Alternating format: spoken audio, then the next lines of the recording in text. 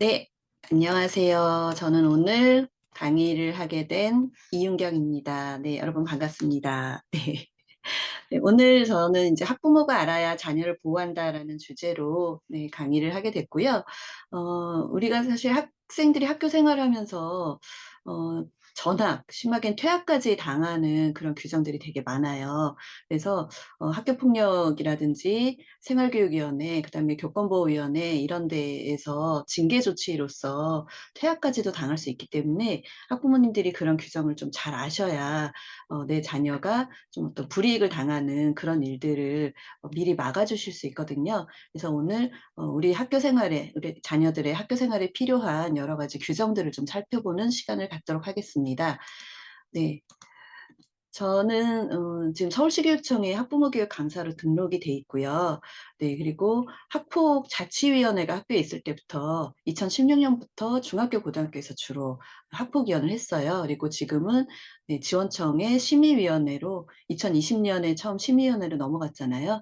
지원청으로 넘어간 그 해부터 지금까지 계속 하고 있어서 학폭만 지금 8년째 하고 있고요.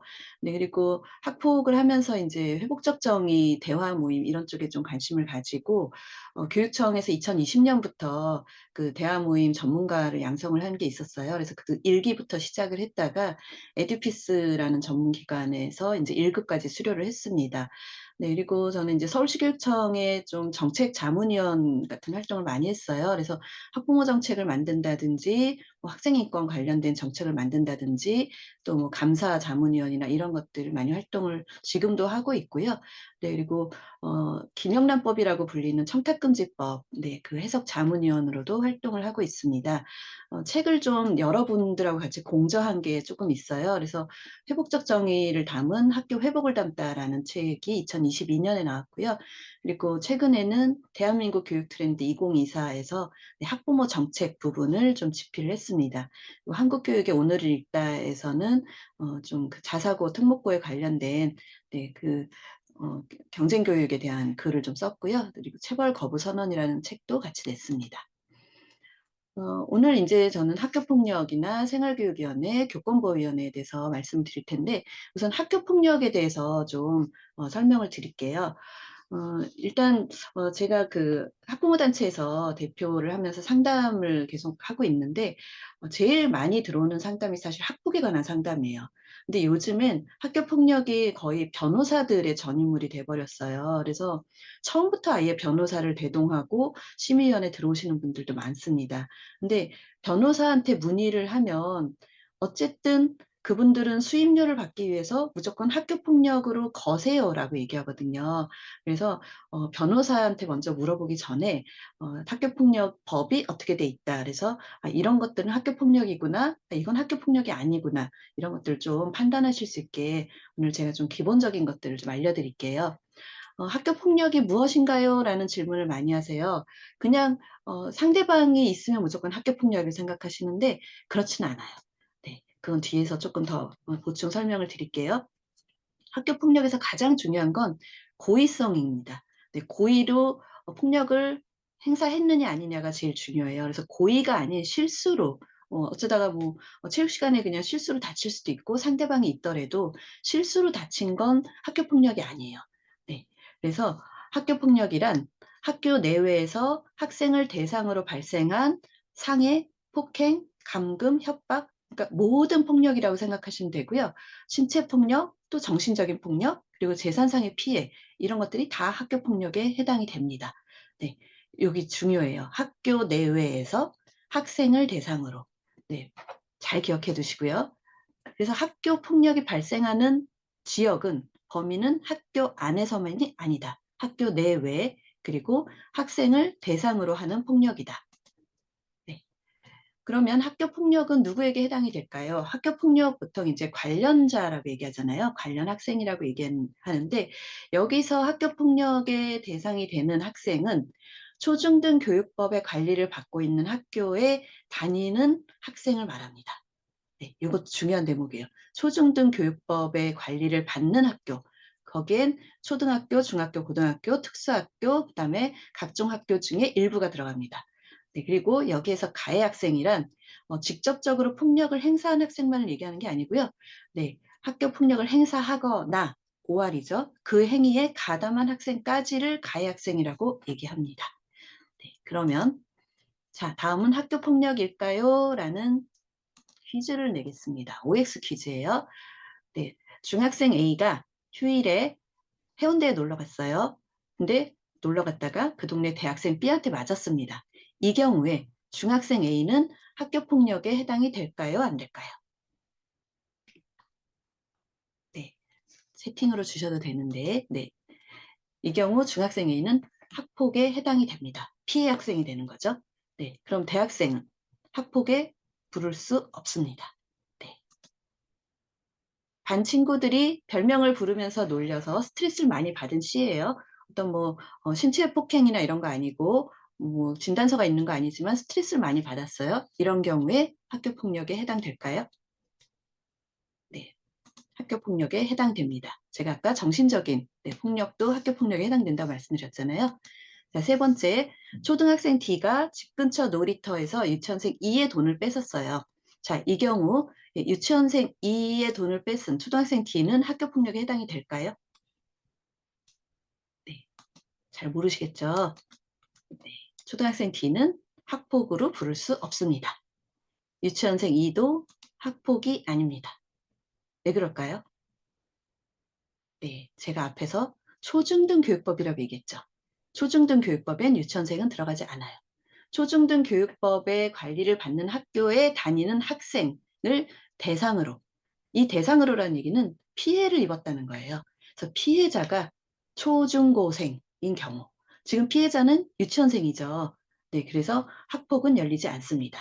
그렇지만 경찰서는 갈 수 있습니다. 네, 이런 경우는 경찰에 접수하시면 되죠. 네, 그럼 초등학생도 네, 경찰에는 불려가요. 근데 학폭 대상은 아닙니다. 네, 고2 F가 담배를 피우지 말라고 훈계하는 어른 G를 폭행했어요. 이 경우 고2 F는 학폭일까요? 아닐까요? 네, 이젠 좀 쉽죠? 네, 피해자가 어른이죠. 네, 이 경우는 학폭이 아닙니다. 어른도 당연히 학폭이 아니죠. 경찰엔 갑니다. 네, 경찰서에는 접수할 수 있어요. 네, 친구 H가 같은 반 J를 때리는 장면을 옆에서 웃으면서 사진 찍은 K. 자, 여기서 K만 물어볼게요. K는 학교 폭력에 해당이 될까요? 안 될까요? 네, 해당이 됩니다. 네, 동조, 방조, 방관, 네, 다 해당이 되는 거죠. 옆에서 가담한 학생으로 되는 거죠. 자, 6번은 두 가지로 질문 드릴게요. 자퇴한 L이 초등 동창인 중학생 M의 패딩 점퍼를 뺏고 때린 경우. 자, 이 경우에 피해 학생인 중학생 M은 학폭위에 해당이 될까요? 네, 해당이 됩니다. 그럼 가해 학생인 자퇴한 L은 학폭위에 부를 수 있을까요? 부를 수 없습니다. 네, 자퇴한 L은 이미 학생이 아니에요. 네. 그래서 이 경우가 사실 기사에 많이 났던 인천 중학생 패딩 사건이었어요. 이때 그 피해 학생이 다문화 학생이었고, 네. 근데 이런 것처럼 기사에 많이 나는 뭐 인천 중학생 패딩 사건이라든지 대구 여중생 집단 폭행 사건이라든지 이런 것들이 사실 가해 학생이 대부분 그 학폭에 부를 수 없는 학생인 경우가 많아요. 네. 그렇지만 이런 사건들이 하나 터질 때마다 학폭법만 강화가 되죠. 네. 그래서 이런 부분들이 이거는 학폭이 아닌데 이것 좀 구분하실 수 있어야 되는데 사실 지금 이렇게 그 대서특필되는 예를 들면 그 더글로리에 나오는 것 같은 그런 경우는 학폭이 아니라 범죄죠. 네. 그렇게 누가 봐도 범죄인 것들은 사실 경찰에 먼저 접수가 다 되고요. 경찰에서 다 다뤄집니다. 범죄로서. 소년법으로 다뤄지는데 경찰에서 그렇게 접수가 돼서 소년법으로 다룬 것을 또 학폭을 열게 돼 있어요. 왜냐하면 학폭의 생기부에 남기려고. 그러니까 이게 어떻게 보면 이중처벌이라는 얘기가 그래서 나오는 거예요.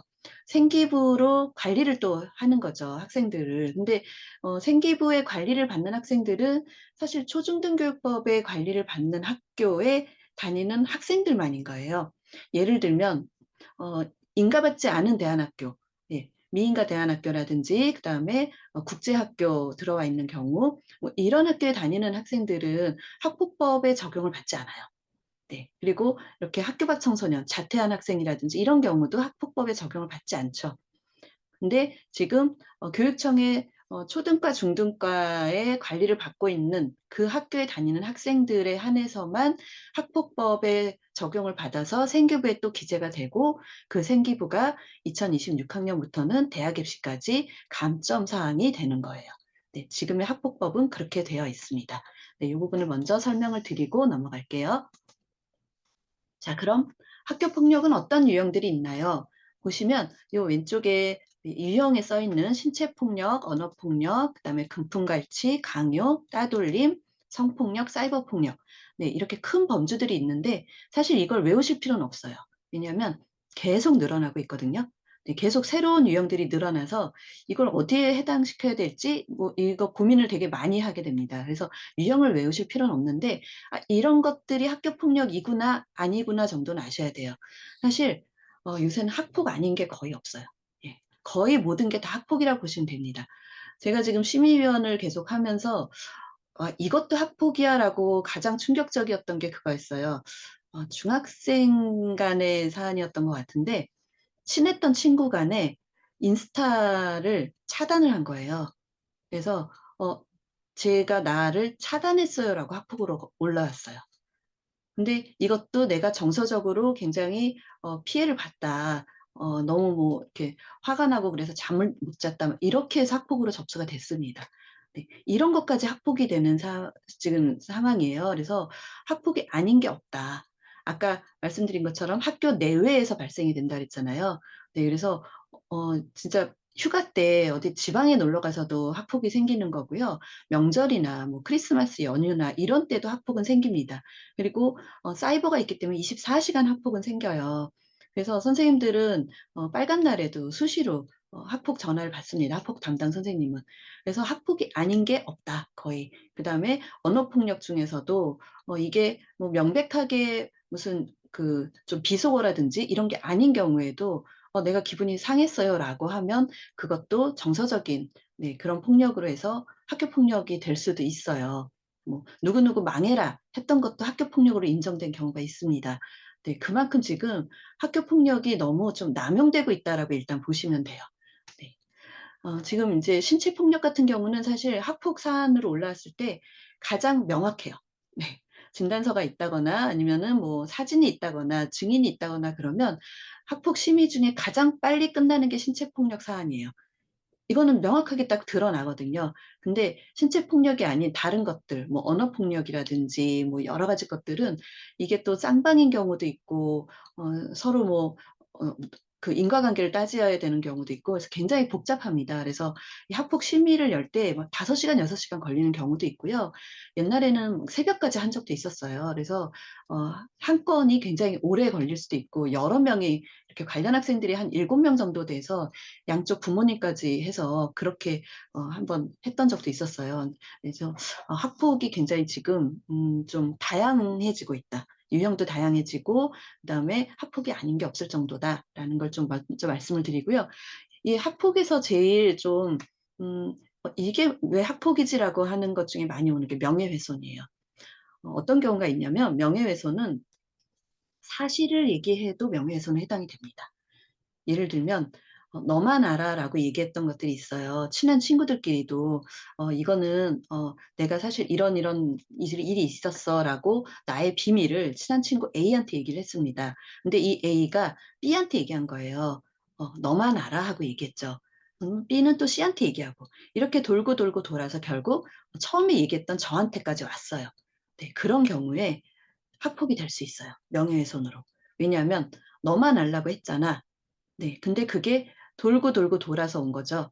그래서 사실적시 명예훼손이라는 게 있습니다. 허위 사실만 유포했다고 명예훼손이 아니고요. 그리고 특히 이런 뭐 학교 폭력에 관련된 거라든지 그다음에 뭐 교권 침해에 관련된 거 뭐 그런 것들이 1대1의 당사자끼리 주고받은 내용을 이걸 뭐 카톡이나 DM을 캡처해서 딴 사람한테 보여줬다. 아니면 이걸 말로 뭐 이렇게 소문을 냈다. 이런 것들은 명예훼손에 해당됩니다. 명예훼손이 맞느냐 아니냐 따지는 그 기준은 공연성이라는 게 있어요. 공연성이라는 게 1대1 관계에서는 공연성이 해당이 안 되지만 여러 명에게 퍼뜨리는 거. 예, 공공연하게 퍼뜨리는 행위는 공연성이기 때문에 예, 누구한테라도 둘 간에 있었던 대화나 둘만 알고 있는 어떤 비밀을 퍼뜨리는 경우는 바로 명예훼손에 해당이 됩니다. 이런 사안들이 되게 많이 올라와요. 네, 이거는 초중고를 막론하고 다 올라오고 있거든요. 그리고 교권 침해에도 명예훼손은 되게 많이 적용이 돼요. 네, 그래서 교권 침해에 해당되느냐 안 되느냐는 사실 이런 명예훼손 중에서도 이제 공연성이 있느냐 없느냐, 선생님과 학생이 1대1로 통화한 내용이냐 아니면 이걸 아이들한테 퍼뜨렸느냐, 네, 이게 굉장히 중요한 기준으로 작용을 합니다. 네. 그리고 모욕이나 협박, 네, 이런 것들도 다 언어폭력에 해당이 되고요. 꼭 비속어가 아니어도, 네, 아까 말씀드린 것처럼, 네, 그런 상대방이 딱 그렇게 뭐 위협감을 느꼈다든지, 네, 그랬을 때는 꼭 네, 욕이나 그런 것들이 아니어도 네, 언어폭력에 해당이 되고요. 패드립도 굉장히 많이 올라와요. 근데 요새 패드립 그 단어 자체가 굉장히 다양해졌거든요. 네, 우리는 잘 모르지만 학생들 사이에서는 이거 패드립이다라는 거 딱 알아요. 그리고 은어도 굉장히 많이 우리가 아는 것보다 훨씬 더 다양한 은어들이 있습니다. 네, 그리고 별명 중에서도 예를 들어서 어려서부터 불렀던 별명인데 뭐 유치원 때부터 친했던 아이들끼리 핑크디지야 막 이렇게 놀렸어요. 그때는 놀림이 아니라 그냥 귀여운 별명이었는데 초등학교 5학년쯤 됐을 때 한참 이제 외모에 좀 관심이 있고 이런데 우연히 만났을 때 야 핑크디지 안녕? 뭐 이렇게 했을 경우에 그 학생이 그거에 대해서 굉장히 기분이 나쁘고 불쾌했다. 그러면 그것도 언어폭력에 해당이 될 수 있습니다. 그러니까 이게 이 말이 어떤 문제가 있는 단어인가가 아니라 어떤 상황이었냐, 어떤 맥락이었냐가 사실 중요해요. 그래서 이게 고의성이 있었고 상대방 기분이 상했다 이러면 얼마든지 언어폭력에 해당이 될 수 있습니다. 네, 금품갈취. 요즘엔 돈 줘라고 얘기 안 하죠. 네, 빌려줘라고 얘기해요. 빌려줘라고 얘기하고 학폭으로 신고할 거야라고 하면 신고하기 전에 갚아버립니다.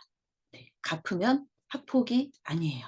왜냐하면 그 행위가 소멸이 됐기 때문에 학폭으로 신고할 수가 없습니다. 그래서 요즘 아이들은 다 빌려줘라고 얘기하고요. 그리고 실제로 현금이 오고 가지 않죠. 다 사이버 머니로 오고 가고, 네, 게임 머니로 오고 가고. 네, 요새는 뭐 카톡만 해도 다 송금 기능이 있잖아요. 네, 그래서 그냥 핸드폰만 뺏어도 그 아이 카톡에서 내 카톡으로 그렇게 얼마든지 송금이 되죠. 네, 토스 같은 경우는 미성년자도 얼마든지 네, 가입을 할 수 있고, 네, 그래서 요새는 이 금품갈취가 굉장히 새로운 유형으로 발달을 하고 있어요. 예를 들면 따릉이, 네, 따릉이 결제도 핸드폰만 뺏으면 대신 할 수 있죠. 네, 그리고 전동 킥보드, 네, 그런 것도 다 금품갈취의 수단으로 이용을 할 수 있습니다. 요새는 빵 셔틀 같은 거 없죠. 대신 뭐 핫스팟 셔틀이나 네, 와이파이 셔틀 같은 게 있고 또 게임 부수라는 것도 있어요. 그건 뭐냐면 내 아이디로 네가 접속을 해서 내 레벨을 높여줘. 네, 이게 게임 부주입니다. 네, 이런 것도 강요에 해당이 되죠. 네, 그리고 어, 말하기 싫은데 억지로 막 말하게 하는 것도 강요예요. 예를 들면 음, 누군가 이제 학폭 신고를 했어요. 근데 그 사람이 누구야? 대. 이거 봤다고 이렇게 얘기한 사람 누구야? 그 이름 대. 이것도 강요에 해당됩니다. 네, 그래서 이런 것들도 못하게 돼 있거든요. 네, 그래서 이런 부분도 특히 이제 선생님이 그 학폭 신고를 받았는데 선생님한테 걔 누구예요? 누가 저 때문에 힘들다고 하네. 걔가 누구예요? 이름 대세요. 이렇게 얘기하는 것도 안 되는 거예요. 그것도 강요에 해당이 되거든요. 네. 그리고 따돌림은 특히 이제 제일 헷갈려 하시는 부분이 저 아이가 우리 아이를 따돌렸어요라고 얘기를 많이 하십니다. 그건 따돌림이 적용이 안 돼요. 왜냐하면 따돌림은 2명 이상의 학생들이 한 명을 따돌렸을 때, 그러니까 2명, 3명이 그것도 지속적이거나 반복적으로 그런 따돌리는 행위를 했을 때 따돌림입니다. 1대1 간의 사이가 안 좋은 거고요. 1대1 간의 따돌림이라는 거는 성립이 안 됩니다. 네. 그리고 이 따돌림도 그냥 뭔가 따돌리는 것 같아요. 이거 가지고는 학폭에 접수를 못해요. 명백한 증거가 있어야 됩니다. 예를 들면 쟤랑 놀지 마. 뭐 쟤를 요 오둠에서 이렇게 빼. 이런 것들을 실제로 말로 하는 걸 누가 들었든지 목격 학생이 있든지 아니면 뭐 DM으로 보낸 걸 캡처를 했든지 이런 명백한 증거가 있어야 네, 따돌림으로 접수를 하실 수가 있어요. 그냥 뭔지 묘하게 우리 애를 따돌리는 것 같아 이거 갖고는 안 된다는 거예요. 요즘 좀 심각한 게 뭐냐면 투명인간 취급하는 게 있어요. 투명인간 취급하는 건 분명히 우리 반 안에 있는데 그 학생이 없는 사람인 것처럼 취급을 하는 거죠. 우리 인제 같이 뭐 한 4-5 명이 얘기를 하고 있는 이 모듬에서 그 학생이 하는 얘기는 아무도 댓글을 안 해 준다든지, 그리고 어떤 사이버 공간에서도 다 같이 인제 단패를 하잖아요. 요즘 애들은 단톡 안 하고 페이스북 단체로 하는 단패를 하는데, 단패에서 그 아이도 계속 얘기를 하고 있는데 아무도 그 아이한테 댓글을 안 해 준다든지, 이렇게 투명 인간 취급을 하는 것도 있거든요. 이거 사실 명백한 따돌림이지만 이거는 학폭으로 접수할 수가 없어요. 왜냐하면 아무 행위도 하지 않았기 때문에. 학폭이라는 건 어떤 행위를 했는데 그 행위가 예를 들어서 뭐 신체 폭력에 해당되는지, 언어 폭력에 해당되는지, 강요에 해당되는지, 이런 것들을 찾아보는 거거든요. 근데 투명 인간 취급하는 건 아무것도 안 한 거잖아요. 말을 시킨 적도 없고 어떤 행동을 한 것도 없고. 그래서 요새는 이런 건 사실 따돌림이라고 그렇게 접수할 수도 없으면서 아이들 사이에서 굉장히 힘들어하는, 당하는 아이들은 굉장히 힘들죠, 자기를 투명인간 취급하니까. 근데 요즘 그런 것들이 사실 좀 많이 있습니다. 네. 네. 성폭력은 큰 범주가 성폭력이에요. 근데 간혹 성폭력과 성폭행을 좀 헷갈리시는 부분들이 있으세요. 성폭력 안에는 성폭행도 있고 성추행도 있고 성희롱도 있고, 네, 모든 것들을 다 포함하는 게 성폭력인 거고요. 네, 그래서 "성사안이다."라고 하면 성폭력 사안을 얘기하는 겁니다. 네. 전화가 오죠. 어머니 뭐 이 요번에 아이가 이런 성사안으로 이렇게 학교 폭력에 접수됐어요."라고 하면 그게 성폭행 사안이라고 그렇게 놀리지 마시고 '아, 성폭력 사안이구나.' 거기에는 그냥 말 속에 인제 그 성희롱에 해당하는 언어 폭력이 있을 수도 있고 그게 전부 성사안이거든요. 그래서 성폭력과, 네, 성폭행, 성추행, 성희롱은 좀 구분하실 수 있어야 된다. 네. 그리고 사이버 폭력은 이런 대면 상황에서 일어나는 모든 것들이 다, 네, 온라인으로 옮겨간 것이 사이버 폭력이다. 그래서 사이버 폭력도 굉장히 다양한 유형들이 있고, 네, 사이버 폭력도 신종 사이버 폭력들이 계속 늘어나고 있다라고 알아두시면 되겠습니다. 네. 아까 제가 학생이 피해인, 네, 학생을 대상으로 이루어지는 게 다 학교 폭력이라고 했잖아요. 그러면 가해자가 학생이 아닌 것도 학교 폭력이죠. 네. 아까 있었죠. 가해자가 학생이 아닌 경우, 네, 자퇴한 학생, 네, 그 경우도 학교폭력 대책심의위원회는 열어요. 네. 근데 피해 학생을 보호하기 위한 학폭위가 열리는 겁니다. 이 가해자가 학생이 아닐 때는 가해자가 선생님일 수도 있고요. 가해자가 학교 밖 청소년일 수도 있고 그렇잖아요. 네. 그럴 때는 그 가해자를 학폭위로 부르지 못해요. 피해 학생 보호를 위한 학폭위만 열어서, 예를 들면 피해를 입어서 결석을 할 수도 있잖아요. 그랬을 때 학교폭력이다라고 인정이 되면 학교폭력 피해로 인한, 네, 인정 결석이 됩니다. 그래서 무단 결석이나 이렇게 처리를 안 하려면 학폭위를 열어서 피해 학생 보호를 해 줘야 되는 거고요. 피해 학생 보호 조치로 병원비라든지 상담비 같은 게 들어가면, 네, 그것도 다 학폭위를 열어야지만 학교 폭력에 의한, 네, 이런 피해 보상을 받을 수가 있는 거예요. 네. 네, 그래서 가해자가 학생이 아닌 학교 폭력은, 네, 피해자 보호를 위해서 연다. 네.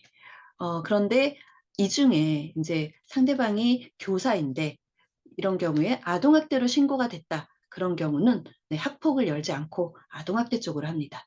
네. 그래서 여기 세 번째 보시면 아동학대로 신고 접수된 사안의 경우 학교폭력 사안 처리 적용을 제외할 수 있다. 네. 이거는 인제 요즘 사실 그 선생님에 의한 것들을 자꾸 인제 아동학대로 신고하는 케이스들이 늘잖아요. 네. 그런 경우는 아무리 그 피해자가 학생이어도 학교폭력으로 열지 않을 수 있다라는 얘기입니다. 네. 네. 사이버 폭력은 대면 상황에서 일어나는 모든 게 다 사이버로 옮겨온 것이라 그랬잖아요. 근데 사이버에서는 특히 더 중요하게 생각하셔야 되는 게 학폭법에만 적용되고 끝이 아니에요. 여기엔, 네, 정보통신법에 또 적용이 되고요. 형법에도 또 적용이 됩니다. 그리고 사이버 폭력은 영원히 남아요. 이게 지금 그냥 학폭법으로 어떤 조치가 돼서 생기부에 뭐 기재돼서 뭐 4호 조치, 5호 조치 받고 끝나는 게 아니고요. 이 사이버 폭력은 전 세계 어디서든 돌아다니다가 나중에 또 나올 수도 있는 거예요. 그래서 피해가 굉장히 지속적으로 계속 갈 수 있다. 예를 들면 뭐 딥페이크라 그래서 학생의 얼굴 사진, 프로필 사진과 어떤 다른 몸이 합성이 돼서 전 세계를 떠돌아다닐 수도 있고요. 그 떠돌아다니는 사진이 나중에 상견례 때 뭐 누군가가 봤을 수도 있는 거고, 네, 취업 면접을 보는데 거기서도 그 사진을 본 사람이 있을 수도 있는 거잖아요. 그래서 사이버 폭력은 더 심각한 폭력입니다. 그래서 이 부분에 대해서 자녀들에게 정말 주의해야 된다. 이런 것들이 사실 별거 아닌 것 같아도 실제로 이런 사례들이 있었어요. 네, 중학교 남학생이 그 자기 초등 동창 여학생의 사진만 그냥 모르는 어른한테 줬을 뿐인데, 네, 그 어른이 이제 옛날 엠번방 같은, 그래서 그 딥페이크로 합성을 해서 주겠다, 뭐 이런 그 상황이 있었거든요. 근데 합성된 사진을 받지 못했더라도 그 프로필 사진, 네, 얼굴 사진만 건네준 것만으로도 네, 학교 폭력에 해당이 됩니다. 네, 그래서 이런 경우에 디지털 장의사를 아무리 돈을 주고 그렇게 그걸 뭐 추적을 해서 지우려고 해도 지울 수가 없어요. 네, 그래서 이런 부분은 특히 좀 주의를 해야 된다라고 선생님, 얘기를 해주시고요. 네, 자, 잠깐만요. 의사가 뭐라냐면 네, 제가 음소거를 조금. 네, 네, 그리고 요즘 이제 또 심각한 게 청소년들 그 사이버상의 도박이 이게 학교 폭력으로 많이 이어져요. 갑자기 아이가 용돈을 좀 많이 달라고 한다든지 아니면 핸드폰 요금이 너무 갑자기 많이 나온다든지. 네, 이렇게 그리고 얘기를 하는 거예요. 그런 날은 네, 나 잠시만요. 나는 체력이 참 좋은 거. 네, 네, 제가 음소거를 좀 했습니다. 네. 네, 이렇게 갑자기 막 후배들한테 뭐 10,000원씩 빌려줘라는 식으로 사이버 머니를 좀 이렇게 모았다든지 그래서 들여다보면 그 가해 학생이 이런 도박에 연루돼서 고리대금업에 딱 걸려들고 계속 이쪽으로 그렇게 빚을 갚아야 되는 그런 상황인 경우가 되게 많아요. 이게 초등학생들도 지금 도박을 많이 합니다. 왜냐하면 도박이 사실 별거 아니거든요.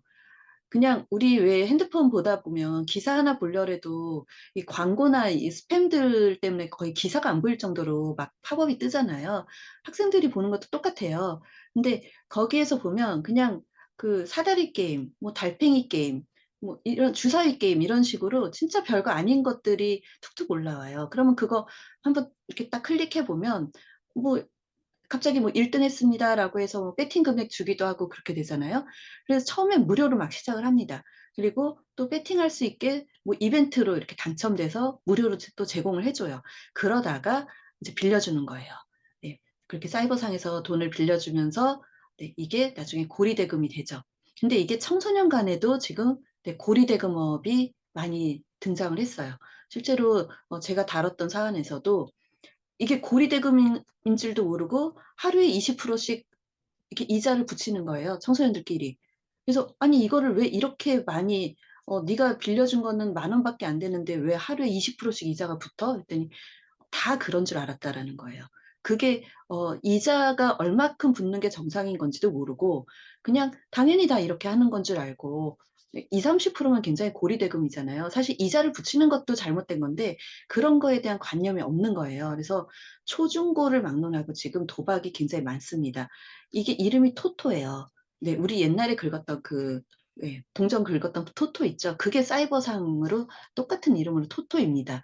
네, 그래서 제일 문제는 뭐냐면 스마트폰만 있으면 거기가 도박장이라는 얘기예요. 네. 그래서 지금 사실 우리 카톡에서도 사다리 다 탈 수 있거든요. 그런 것처럼 별거 아닌 걸로 시작을 했지만 이게 고리대금으로 가고 결국엔 이 도박빚을 갚기 위해서 또 다른 학생들한테 돈 빌려줘가 되고 있다. 그래서 이 도박이 굉장히 학교폭력의 새로운 유형으로 지금 또 도박에 한번 빠지면 거의 뭐 전세금 날린 그런 케이스도 있잖아요. 부모님 이 카카오머니 이거 계정 비밀번호 뚫는 거는 애들 유튜브에서 다 알거든요. 그런 식으로 해서 부모님 것까지 다 네, 그렇게 계좌가 털린 그런 사례들도 있습니다. 네. 음, 학교폭력의 절차에 대해서 잠깐 좀 말씀을 드리면, 일단 학교폭력 신고가 들어오죠. 네, 전화로 뭐 이렇게 들어오던, 뭐 아니면 그냥 그 신고함에 넣든, 아니면은 전체 설문조사할 때 이렇게 뭐 학교폭력을 당한 적이 있어요. 뭐 아니면 선생님하고 상담하다가 예, 그렇게 얘기를 하는 경우도 있고, 어쨌든 학교폭력 신고가 들어오면, 네, 제가 학교폭력을 당했다고 신고를 했으면 먼저 신고한 사람이 유리합니다. 현재의 제도는. 왜냐하면 제가 이혜정이라는 사람한테 학교 폭력을 당했어요라고 하면 네, 이혜정 학생은 만약에 같은 반이다. 저랑 같은 반이면 저랑 같은 교실에 못 들어와요. 신고당한 그 순간부터. 네. 휴일을 포함해서 최대 7일까지 못 들어옵니다. 다른 반이면 괜찮아요. 다른 반이면 이미 그 공간에서 분리가 됐다라고 생각을 해서 예, 다른 반이면 그냥 동선만 겹치지 않게 하는데 만약 같은 반이다. 이윤경과 이혜정이 같은 반이다 그러면 네, 최대 7일까지 우리 교실에 못 들어옵니다. 그게 즉시 분리예요. 네, 그래서 먼저 신고하는 사람이 유리합니다. 왜냐? 사안 조사를 하기도 전에 즉시 분리가 되거든요.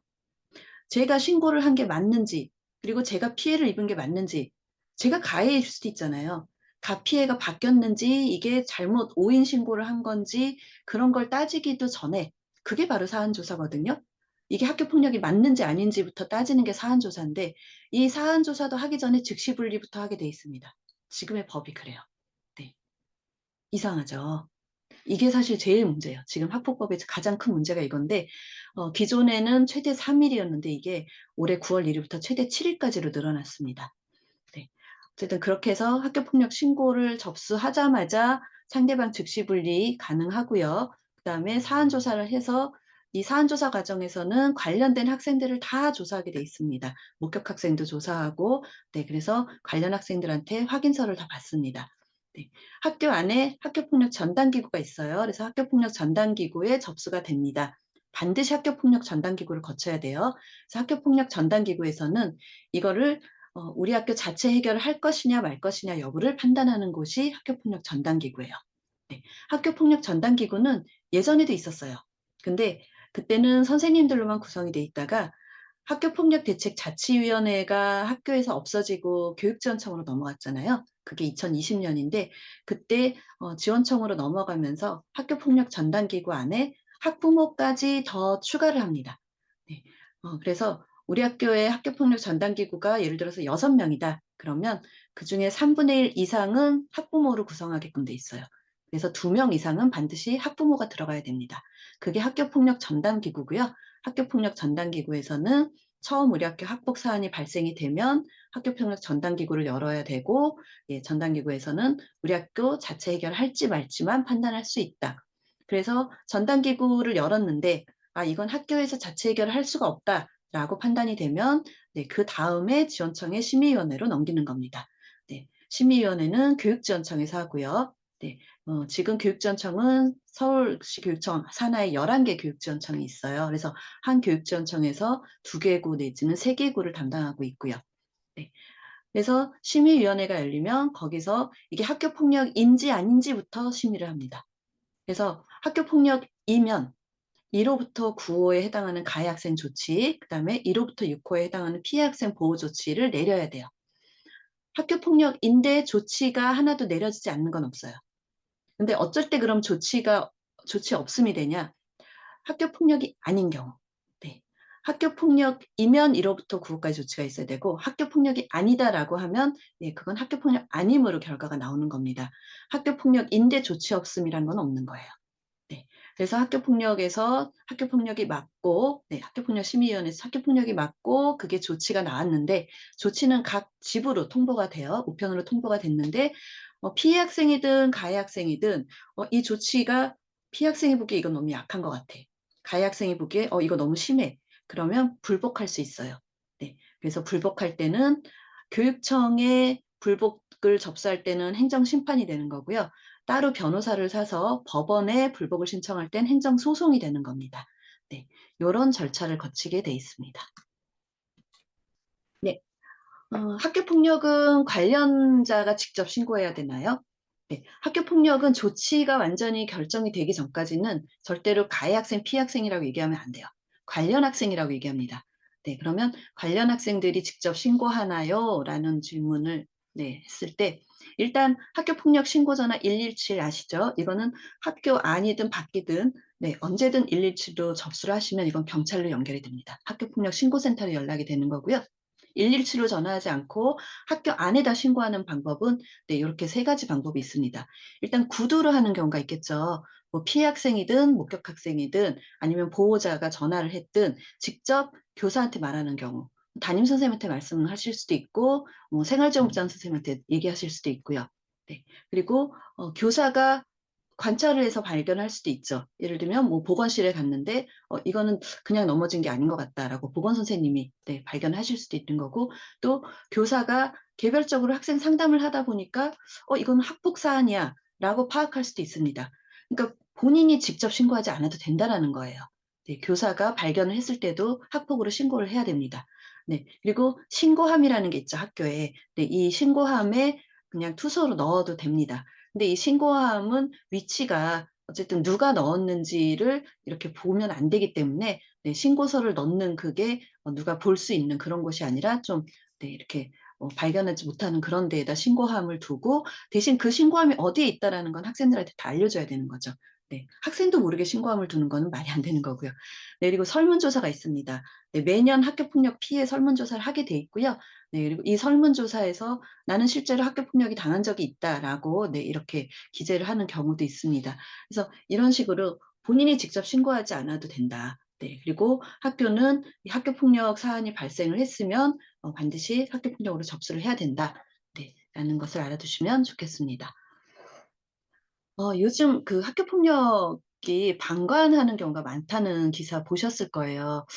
왜 이렇게 방관을 하게 될까? 그리고 학교 폭력 목격자 진술이 별로 안 올라옵니다. 제가 심의를 하다 보면 그냥 딱 가해 학생, 피해 학생의 확인서만 올라오고 이 두 학생의 진술이 완전히 180도 엇갈리는데 목격자 진술이 없는 경우가 제일 곤란해요. 그럴 경우는 결국에는 누구의 말이 맞는지 모르잖아요. CCTV가 다 확보되는 것도 아니고. 그래서 증거 불충분으로 학교 폭력 아님으로 되는 경우도 종종 있습니다. 근데 이렇게 목격자 진술을 하지 않는 이유가 도대체 뭘까? 왜 이렇게 학교 폭력을 보고도 방관을 하게 될까? 네, 요런 걸 좀 보게 되면 첫째 인제 보복이 두려워서일 수 있어요. 네. 이게 지금 이제 학교 폭력 사안 처리 가이드북이라고 서울시 교육청에 있는 데서 예 따왔는데 어 내가 신고한 거를 인제 가해 학생이나 친구들이 알았을 때 나중에 보복을 당할 수도 있고 또 왁다가 될 수도 있고 네 이런 게 좀 걱정이 돼서 그냥 '아이 내가 참지.' 뭐 이렇게 덮고 넘어가는 경우가 있고요. 그리고 또 하나는 '신고를 해도 별로 달라지지 않는다.' 이렇게 초등 같은 경우 좀 그런 경우가 있죠. 선생님한테 계속 얘기를 했는데도 "쟤는 그냥 뭐 자주 잃는 애야." 이런 식으로 인식이 되거나 네 그래서 신고를 해도 교사나 부모들이 별로 이렇게 심각하게 받아들이지 않는다. 그리고 "별로 달라지지 않다." 네 요런 인식이 있을 때 학생들이 인제 신고를 좀 꺼리게 되는 것도 있고 네 그리고 비밀 보장이 확실하게 돼야 돼요. 그래서 내가 신고했다라는 것 네 그리고 내가 목격 학생으로 진술서 써 줬다라는 게 비밀이 보장이 돼야 됩니다. 네 그래서 피해 학생이나 이런 목격 학생이 어 교사들이 꼭 인제 "비밀을 보장해 줄 것이다."라는 그런 네 그 신뢰를 줘야 되는 거고요. 그리고 이런 것들이 좀 홈페이지나 이메일이나 구두나 뭐 이렇게 핸드폰 이런 걸로 신고를 받을 때 더욱더 이렇게 조심해서 어 저희도 그래요. 심의위원들도 이렇게 질문을 할 때 "우리가 받아본 목격 학생 진술서에는 이렇게 돼 있던데." 이런 얘기 못 하게 돼 있습니다. 네. "딴 애들이 이거 봤대는데." 이런 식으로 얘기 못 하게 돼 있어요. "우리가 본 자료에 의하면은 이런 이런 것들이 확인이 되던데." 이런 식으로 얘기하게 돼 있거든요. 그래서 절대로 네 비밀 보장 네 철저히 해 줘야 됩니다. 네. 고런 부분도 좀 알아두시면 좋겠고요. 네. 음 네. 학교에서 인제 학교 폭력 사안 처리를 할 때 "이렇게 해라."라고 유의 사항이 나와 있습니다.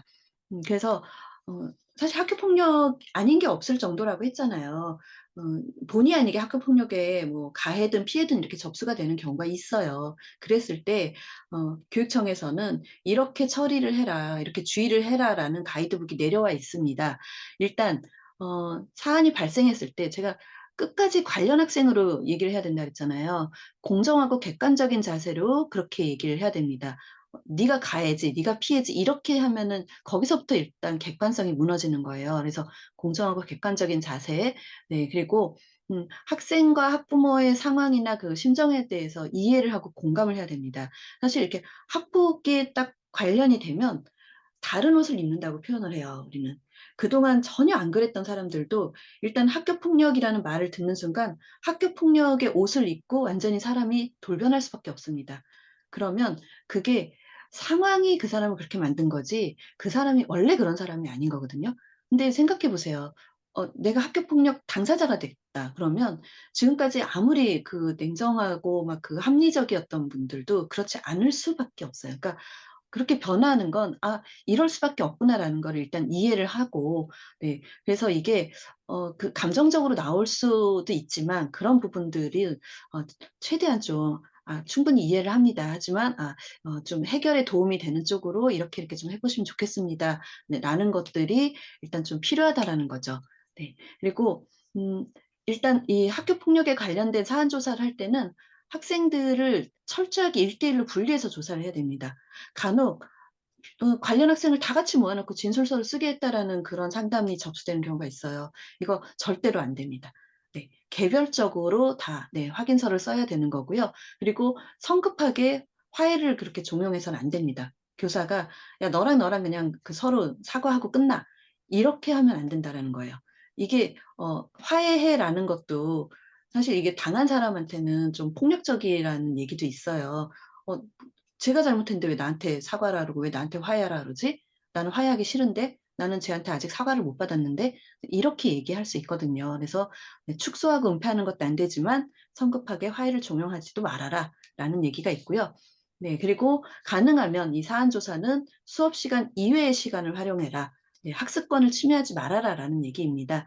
네 근데 인제 요즘 학원을 많이 다녀서 이것도 상당히 좀 힘들다고 얘기하세요, 선생님들은. 남아서 사안 조사를 해야 되는데 학생들이 다 "저 학원 가야 되는데요." 이런 식으로 해서 이 사안 조사하는 시간을 빼기가 되게 힘들다라는 좀 고충을 얘기는 하십니다. 하지만 어쨌든 "학습권을 침해하면 안 된다. 수업 중에 불러서 네 사안 조사를 하면 안 된다."라는 얘기는 있고요. 네. 여기 있죠 5 번에. "피해 학생, 가해 학생이라고 부르면 안 된다. 관련 학생이라고 불러야 된다." 네 그리고 네 전담 기구의 조사 및 네 심의 결정 시에 반드시 학생과 보호자에게 의견을 진술할 기회를 줘야 됩니다. 네. 음소거 좀 하느라고요? 네네. 네. 그래서 전담 기구는 인제 그 자체 해결할지 말지 요런 것만 얘기한다 그랬잖아요. 근데 심의위원회에서는 반드시 최후 진술할 기회를 드려요. 네. 그래서 더 하실 얘기 있습니까? 그 피해 학생한테도 어 마지막으로 학생이 인제 원하는 거는 무엇인지 얘기해 달라 그러고 다 못한 얘기가 있으면 얘기하라고 해요. 보호자에게도 네 의견을 진술할 기회를 제공을 합니다. 이건 네 가해 학생에게도 마찬가지고요. 네. 그리고 성범죄에 관련된 사항을 인지했을 때는 예외 없이 수사기관에 즉시 신고한다. 이게 당사자가 아니더라도. 근데 성범죄 관련 사안이라는 게 사실 그렇게 막 거창한 것들만 있는 게 아니에요. 네. 신체 부위의 어떤 부분을 얘기하면서 뭐 비속어를 썼다. 이것도 다 성범죄 관련 사안이에요. 네. 그래서 이런 경우들 다 인제 성사안으로 들어간다. 그리고 또 동일한 사안에 대해서 한 가지 사안에 대해서는 2번 개최하지 않습니다. 네. 그래서 지난번에 이렇게, 이렇게 좀 미진했던 것 같으니까 요거 다시 열어 주시면 안 돼요?" 이렇게 접수 안 돼요. 네. 한 가지 사안에 대해서는 네 학폭은 한 번밖에 열지 못합니다. 네 일사부재 원칙이 있어서 네 동일한 사안에 대해서는 네 또 열지 못한다라는 걸 알아주시면 좋겠고요. 네. 그러면 학교 안에 있는 전담 기구는 어떤 일을 할까요? 네. 전담 기구는 일단 할 수 있는 일이 누구를 화해시키거나 네 누구를 뭐 설득하거나 네 이렇게 뭐 합의를 하라고 한다든지 이런 거 안 됩니다. 하나 밖에 못 해요. 학교장 자체 해결을 할지 말지만 결정할 수 있어요. 네. 학교장 자체 해결을 할 수 있는 것도 그냥 뭐 회의에 있는 사람들끼리 "아 이거는 뭐 별로 심각하지 않으니깐 자체 해결하죠." 이렇게 할 수 있는 게 아니고요. 기준이 있어요. 네. 그 기준에 다 충족을 할 경우에 네 "학교장 자체 해결을 합시다. 뭐 이건 지원처까지 넘기지 않아도 되겠습니다." 네. 요렇게 결정할 수 있는 거고요. 네. 이 전담 기구 역시 그 비밀 누설을 하면 안 됩니다. 네. 그 전담 기구에 올라오는 사안들에 대해서 얘랑 얘랑 요번에 학폭 전담 교육에 올라왔어요."라는 거를 누구한테도 얘기하시면 안 돼요. 네. 뭐 차 마시다가 학부모님끼리 얘기하셔도 안 되고요. 집에 자녀한테도 얘기하시면 안 됩니다. 왜냐하면 아이한테 얘기하면 그 아이를 통해서 학생들한테 또 퍼져나가요. 무슨 과에 누구랑 무슨 과 누구가 뭐 요번에 올라왔대. 이거 금방 퍼집니다. 네, 이렇게 되면요. 이 전담기구에 이 계신 분은 비밀 누설 금지의 원칙을 깬 거기 때문에 네, 벌금도 무실 수 있고 그렇지만 이걸 발설한 그 학생이나 또 학부모님들은 명예훼손에 걸릴 수가 있어요. 네. 어쨌든 개인에 해당하는, 그게 사실일지라도 개인에 해당하는 내용을 퍼뜨렸기 때문에 명예훼손에 걸릴 수가 있습니다. 네. 그래서 학폭으로 또 접수되실 수가 있어요. 네, 그리고 전담기구에서 또 하는 일 중에 하나가 졸업하기 전에 가해 학생 조치를 삭제를 할지 말지를 2월 말에 한번 네, 전담기구를 열어서 결정을 하게 됩니다. 가해 학생 조치 사항이 1 호부터 9 호까지가 있는데 네, 그중에 인제 졸업과 동시에 없어지는 조치가 있고요. 그리고 졸업 후에 기존에는 2년 동안 남아 있는 거였는데 지금 인제 법이 바뀌어서 4년 동안 남아 있는 조치들이 있어요. 네, 그 조치를 이 학생이 좀 이 조치를 이행을 성실하게 했고 그다음에 학교 생활을 잘해서 좀 반성하는 기미가 보인다, 개선의 정이 보인다라고 했을 때 그냥 이 학생을 졸업과 동시에 이 조치를 삭제해 주자라는 심의를 전담기구에서 할 수 있습니다. 네. 근데 지금 이게 법이 중간에 바뀌었어요. 그래서 2023년 2월 28일, 그러니까 올해 3월 이전까지 신고된 건에 대해서는 네, 4호, 5호, 6호, 네, 8호의 삭제를 심의하지만 올해 3월 이후에 내려진 조치에 대해서는 네, 7호까지도 네, 여기에 들어갑니다. 무슨 얘기냐? 이 3월 이전까지는 7호는 그냥 네, 그 졸업과 동시에 삭제였던 거예요. 근데 지금은 이게 강화돼서 네, 지금은 인제 4 호, 5 호, 6호, 7 호도 심의를 해야지만 삭제가 될 수 있다라는 얘기입니다. 그리고 8 호는 인제 심의를 해도 삭제가 안 됩니다. 8 호가 전학 조치거든요. 네, 그만큼 법이 인제 강화가 된 거예요. 그리고 이 조치들은 2026 학년도 지금의 고1 학생들이 대학에 가는 그때부터 네, 대학 입시의 감점 요인으로 작용을 하게 됩니다. 네. 그러면 어떤 경우에 학교 자체 해결이 가능할까요? 네, 여기 1, 2, 3, 4번에 모두 해당이 돼야 됩니다. 이 중에 하나라도 네, X 표시가 되면은 학교 자체 해결을 못 하는 거예요. 자, 1번 2주 이상의 진단서가 없어야 되는 거예요. 네, 진단서 없다, 동그라미. 그다음에 재산상 피해가 없어야 돼요. 네, 재산상 피해 없어, 동그라미. 그다음에 이 학교 폭력이 지속적이지 않아야 돼요. 네, 얘가 작년에도 왔는데 요번에 또 이렇게 왔네. 네, 지속적이지 않아. 그냥 요번에 한 번인 거야. 그러면 네, 여기도 동그라미. 그다음에 이게 서로의 보복 행위가 아니네. 동그라미. 이 네 가지가 다 O인 경우에 자체 해결이 가능해요. 이 중에 하나라도 X면 자체 해결을 못 합니다. 그런데 이 네 가지가 다 O이지만 요 위에 초록색 "그래도 싫어요."라고 피해 학생 측에서 얘기하면 "아이 싫어요. 저는 그래도 심의위원회 넘겨주세요. 저는 그냥 교육지원청 심의위원회에서 다뤘으면 좋겠어요."라고 원하면 네, 아무리 요 네 가지에 다 해당이 되는 좀 경미한 사안이라도 지원청의 심의위원회로 넘겨야 됩니다. 그 사안을 부동의건이라고 해요. 네. 피해자가 동의하지 않았다.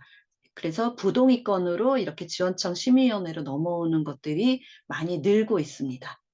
네. 특히 초등에서 많아요.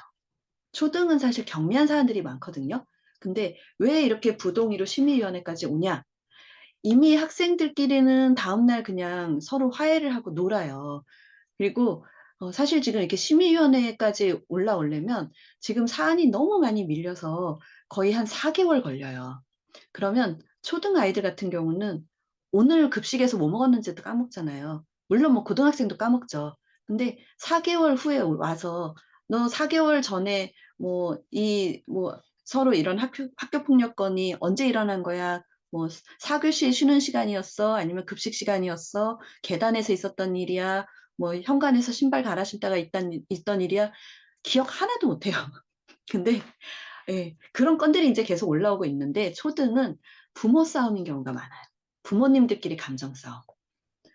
아이들끼리는 화해를 다 했는데 왜 저 엄마가 나한테 전화를 안 하지? 미안하다고? 저 엄마 왜 나한테 문자 한 통 안 보내지? 저 엄마 왜 나한테 사과를 안 하지?" 이런 식으로 괘씸죄에 걸리는 거예요. 그런데 선생님이 연락처를 알려줄 수가 없거든요, 상대방 연락처를.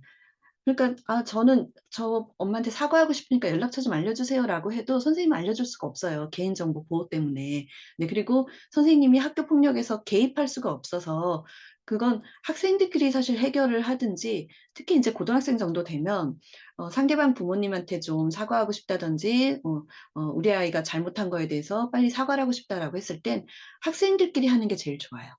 아니면 뭐 학생을 통해서 상대방 보호자 연락처를 안다든지, 이건 가능하지만 선생님이 연락처를 알려주실 수는 없습니다. 그러니까 사실 부모님이 연락처를 몰라서 사과를 못한 경우가 훨씬 많아요. 근데 괘씸죄에 걸리는 거예요, 자꾸. 그래서 이 학교 폭력은 사실 학생들끼리 해결하게 하는 게 제일 좋다. 그리고 초등도 "너는 저 아이가 너한테 어떻게 했으면 좋겠어?" 그러면 아이들이 얘기합니다. "그냥 쟤가 나한테 사과해 줬으면 좋겠어. 그리고 애들 앞에서 나를 망신 줬으니까 사과도 애들 앞에서 해 줬으면 좋겠어." 이렇게 얘기를 합니다, 요즘 아이들은. 그러면 그렇게 해서 끝내는 게 제일 좋은데, 이게 어른 싸움으로 가면서 결국 양쪽에 변호사를 사고, 변호사들은 수임료를 받기 위해서 일을 크게 만드는 거죠. 네. 그래서 어쨌든 자체 해결을 하는 게 제일 좋다, 가능하면. 네. 심의위원회에 올라오면 네, 이런 조치표를 가지고 결정을 하게 됩니다. 이건 언제 쓰는 거냐? 일단 양쪽에 인제 다 따로따로, 네, 피해 학생이 먼저 들어와서 진술을 해요. 지원청에서 심의위원회를 열면 피해 학생과 피해 학생 보호자가, 네, 이렇게 심의위원들이 이렇게 디귿자로 앉아 있고 저쪽에 앉아서, 네, 그렇게 진술을 합니다. 육하원 측에 의해서 다 얘기를 하게 되고요. 그때 제출한 사실 확인서에 있는 내용들 중심으로 이렇게 얘기를 하게 되고 질의응답하고. 근데 말씀드렸던 것처럼 한 뭐 3-4 개월 지난 다음이어서 본인이 뭐라고 썼는지도 잘 몰라요. 그러면 저희가 그거를 "아, 이렇게 이렇게 적었는데 기억이 납니까?" 뭐 이런 식으로 물어보는 경우도 많아요. 그래서 피해 학생 측 먼저 진술을 듣고, 그다음에 서로 이렇게 마주치지 않게 시간을 다르게 분배를 합니다. 네, 가해 학생 측 진술을 나중에 들은 다음에 관련 학생이 많으면 관련 학생이 뭐 5 명이든 7 명이든 다 따로따로 들어요. 한꺼번에 들어오지 않습니다. 따로따로 다 듣고 나서 이제 마지막에 심의위원들이 요 표를 기준으로 심의를 하게 되는 거예요. 예를 들면 처음에 이 사안이 학교 폭력에 해당되는지부터 심의를 해요. 그래서 요 사안이 학교 폭력에 어디에 해당되는지, 예를 들면 한 건이지만 여러 가지에 해당될 수 있습니다. 네, 신체 폭행에 해당할 수도 있고, 그다음에 언어 폭력에도 해당할 수도 있고, 금품 갈취에도 해당할 수 있고, 네, 뭐 사이버 폭력에도 해당될 수 있잖아요. 네, 이렇게 "뭐뭐뭐뭐에 해당됩니다."라는 식으로 학교 폭력 어디에 해당되는지를 남기게 돼 있고요. 학교 폭력이라고 생각되면 이제 그 학교 폭력에 대해서 피해 학생 보호 조치와 가해 학생 선도 조치를 내립니다. 피해 학생 보호 조치는 네, 1 호부터 6 호까지, 네, 이렇게 피해 학생 보호 조치를 내리게 되고요. 그다음에 가해 학생 선도 조치는 1 호부터 9 호까지를 내리는데, 여기서는 일단 기준을 좀 보여 드릴게요. 가해 학생의 이 조치를 내릴 때 5 가지 기준이 있어요. 심각성, 지속성, 고의성, 반성 정도, 화해 정도. 일단 학교 폭력이 성립이 되려면 고의성이 있어야 됩니다. 그래서 고의성은 없음이 될 수가 없어요. 고의성이 매우 높으냐 4점, 없음은 0점인데, 네, 학교 폭력이다이면 없음은 안 된다. 그래서 고의성이 낮을 수 있죠. 네, 낮으면 1점, 네, 높으면, 매우 높으면 4점. 이런 식으로 해서 점수를 하나씩 다 매기게 되는 거예요. 근데 이거를 어 점수를 총점을 정해 놓고 거기에 맞추면은 절대로 안 되고요. 자, 심각성에 대해서 논의해 봅시다라고 했을 때 지금 이 사안은 심각성이 매우 높다고 생각됩니다. 그러면은 전원 협의를 해서 "자, 그러면 매우 높음 4 점으로 합시다." 이렇게 협의를 하나를 하고 넘어가요. 그다음에 "자, 그럼 이 사안은 지속성이 있습니까? 없습니까?" 해서 또 하나를 협의하고 넘어가고, 이런 식으로 해서 마지막에 이걸 총점을 낸 것이 1 점에서 3 점에 해당하면 1 호, 그다음에 뭐 13에서 15 점에 해당하면 7호 학급 교체, 이런 식으로 조치를 내리는 건데, 제가 이걸 보여 드리는 가장 중요한 이유는 반성 정도와 화해 정도예요. 왜냐하면 일단 학폭 심의에 오면 심각성, 지속성, 고의성은 있다고 봐야 돼요. 그쵸? 왜냐면 이런 게 없으면은 자체 해결을 했을 거 아니에요. 네. 근데 자체 해결이 안 되고 여기에 올라온 이상 심각성, 지속성, 고의성은 뭐 낮더라도 뭐 1 점, 2 점이더라도 어쨌든 있는데, 중요한 건 일단 심의위원회에 왔으면 이 학생이 지금 반성하고 있다라는 걸 최대한 보여주시는 게 좋아요. 가장 하지 말아야 되는 말, "몰랐어요. 장난이었어요." 이 말을 하는 순간 반성 정도에서 점수가 굉장히 많이 깎입니다. '반성을 안 하고 있구나.' 이렇게 판단할 수밖에 없어요. 그래서 그때 제가 왜 그랬는지 모르겠어요. 참 너무 잘못했다고 뉘우치고 있고요. 네. 사과를 여러 번 하려고 했는데 이렇게 분리 조치가 돼서 쟤한테 접근하지 말라 그래서 사과를 미처 못 했어요. 근데 제가 문자도 보냈고요. 막 문자 정도는 얼마든지 보낼 수 있거든요. 그래서 반성 정도에서 점수를 많이 다운시키셔야 돼요. 반성 정도가 매우 높으면 0 점입니다. 0 점까지도 갈 수 있어요. 네. 그리고 화해 정도는 당연히 화해가 안 됐으니까 여기까지 왔겠죠. 그리고 네 서로 인제 그 분리 조치가 되고 접근 금지를 내리는 경우가 많아서 화해를 못 하는 경우가 많아요. 하지만 얼마나 화해를 하려고 노력했느냐를 봅니다, 여기선. 그래서 화해 정도가 반드시 화해를 했다가 아니라 화해하려고 노력한 정도를 보기 때문에 이것도 화해 정도가 매우 높다이면 0 점으로 확 내려가요. 그래서 이 두 가지를 어떻게 했냐에 따라서 8 점에서 0 점까지가 좌우가 되는 거예요. 네. 그래서 요 부분은 꼭 만약에 어쩔 수 없이 만에 하나 인제 심의위원회에 가게 됐다. 가해 학생 쪽으로 가게 됐다. 그러면 반성 정도, 화해 정도에서만이라도 네 최대한 낮은 점수를 받게끔 그렇게 좀 네 하시면 좋겠고요. 그리고 여기서는 하나의 조치만 내려지지 않아요.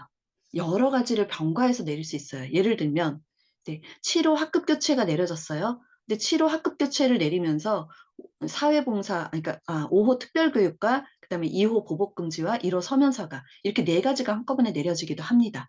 네 그리고 이런 가해 학생 조치가 내리면 반드시 학생과 보호자는 특별교육을 이수해야 돼요. 네.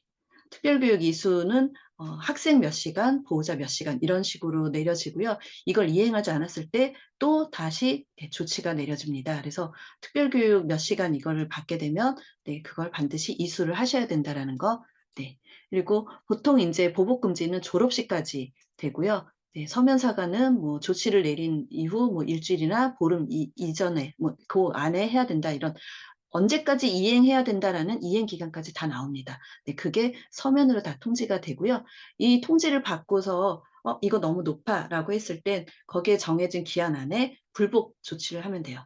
"나 이거 받아들일 수 없어요."라고 했을 때 아까 말씀드린 행정심판이나 행정소송을 할 수 있고 그때는 네 생활비서 지원부장 선생님한테 말씀하시면 됩니다. 피해 학생 보호 조치를 먼저 보여 드리면 네 피해 학생 보호 조치 1 호부터 6 호까지 있다고 했잖아요. 피해 학생 보호 조치는 반드시 내려야 되는 건 아니에요. 하지만 지금은 사실 뭐 별로 피해를 입은 것도 없고 굳이 뭐 상담을 받거나 뭐 이렇게 병원에 왔다 갔다 하지 않아도 될 것 같아 보여도 나중에 인제 계속 그게 트라우마로 떠오를 수가 있어요. 그랬을 때 이 피해 학생 보호 조치가 있느냐 없느냐는 이 안전공제위에서 이 비용을 받을 수 있느냐 없느냐의 차이가 있는 거예요. 그래서 되도록이면 그냥 1호 심리 상담 및 조언 정도라도 피해학생 보호 조치는 그냥 받아서 예 두시는 게 낫고요. 이 피해학생 보호 조치를 받았다고 해서 반드시 이행하실 필요는 없거든요. 근데 저 같은 경우는 인제 1 호는 반드시 좀 드리는 편이고 그리고 3 호는 이제 병원비예요. 치료 및 치료를 위한 요양. 요새는 인제 정신의학과도 사실 많이 가서 상담을 하시거든요. 그럴 땐 병원비가 발생이 되잖아요. 뭐 심리 상담 같은 경우는 위센터, 교육청에서 운영하는 위센터를 가면 비용이 발생이 안 되지만 네 그래서 1 호나 3호 이거 같이 병가해서 받을 수도 있어요. 네. 그래서 1 호부터 6 호까지의 피해자 보호 조치를 받을 수 있다. 네. 그리고 여기에 4호 학급 교체가 있습니다. 이거는 피해 학생이 원할 경우만 학급 교체가 됩니다. 근데 학급 교체는 잘 안 하세요. 왜냐하면 특히 고등학생 같은 경우는 전공 과목이 다르고 선택 과목이 달라서 학급 교체를 할 수 없는 상황이 많아요. 근데 인제 초등학교, 중학교 같은 경우는 피해 학생 쪽에서 "아 나 우리 반 애들 다 싫어요. 그냥 나 딴 반으로 옮겨 주세요."라고 하는 경우가 있기는 있습니다. 근데 많지는 않아요. 이 4 호 학급 교체는 정말 주의해야 되는 게 피해 학생이 정말 원하냐예요. 그렇지 않은데 그냥 피해 학생 너만 딴 반 가면 되겠네."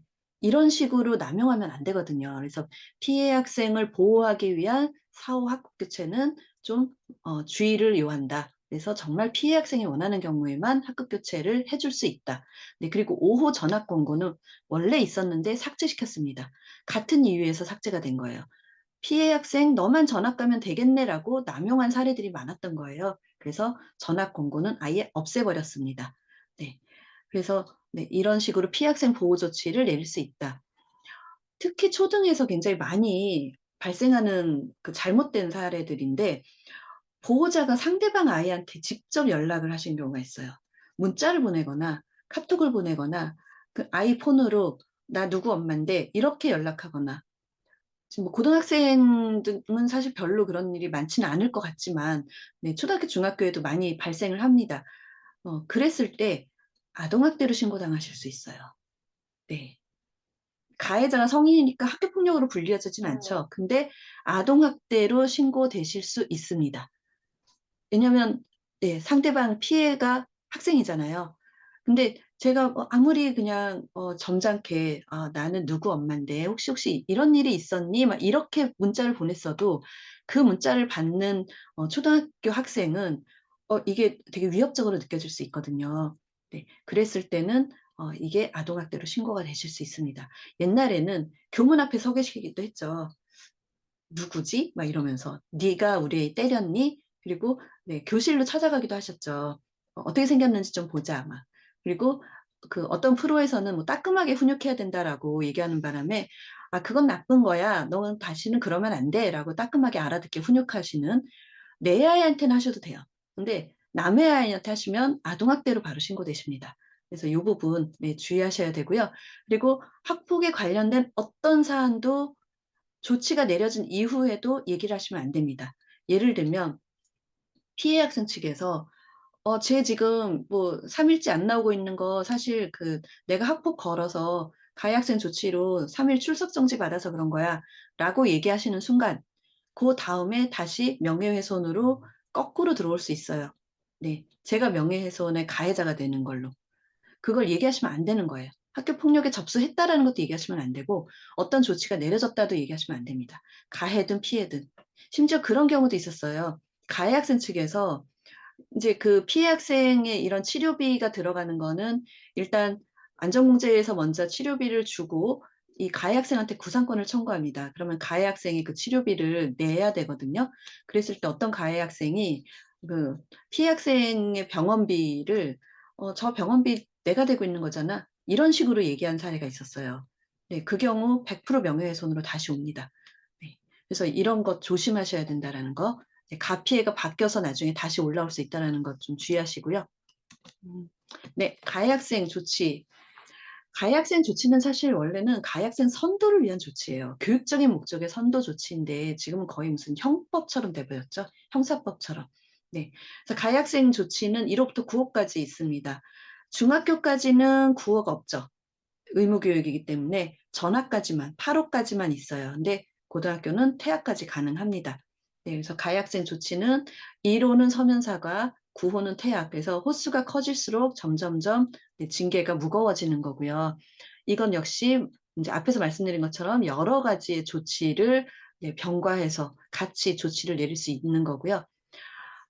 2020 년에 바뀐 법이 있어요. 1 호부터 3 호까지는 쪼끔 그래도 경미한 조치에 해당되죠. 서면 사과, 보복 금지, 교내 봉사 요거까지는 조치는 이행을 해야 돼요. 근데 생기부에 기재하는 걸 미룹니다. 유보한다고 돼 있죠. 언제까지? 이 학생이 또다시 학폭으로 올 때까지. 근데 요번에 요 조치 이 학생이 인제 3호 교내 봉사를 받았어요. 근데 교내 봉사 뭐 3일 해야 되는데 3 일을 하더라도 생기부에는 기재 안 하고 있다가 만약에 이 학생이 졸업 전에 다시 또 학폭으로 접수가 돼서 왔다. 그러면 옛날에 기재하지 않았던 3호 조치가 기재가 되고 요번에 온 사안도 1 호부터 3 호를 받았어도 기재를 합니다. 그때는 유보에 해당이 되지 않는 거예요.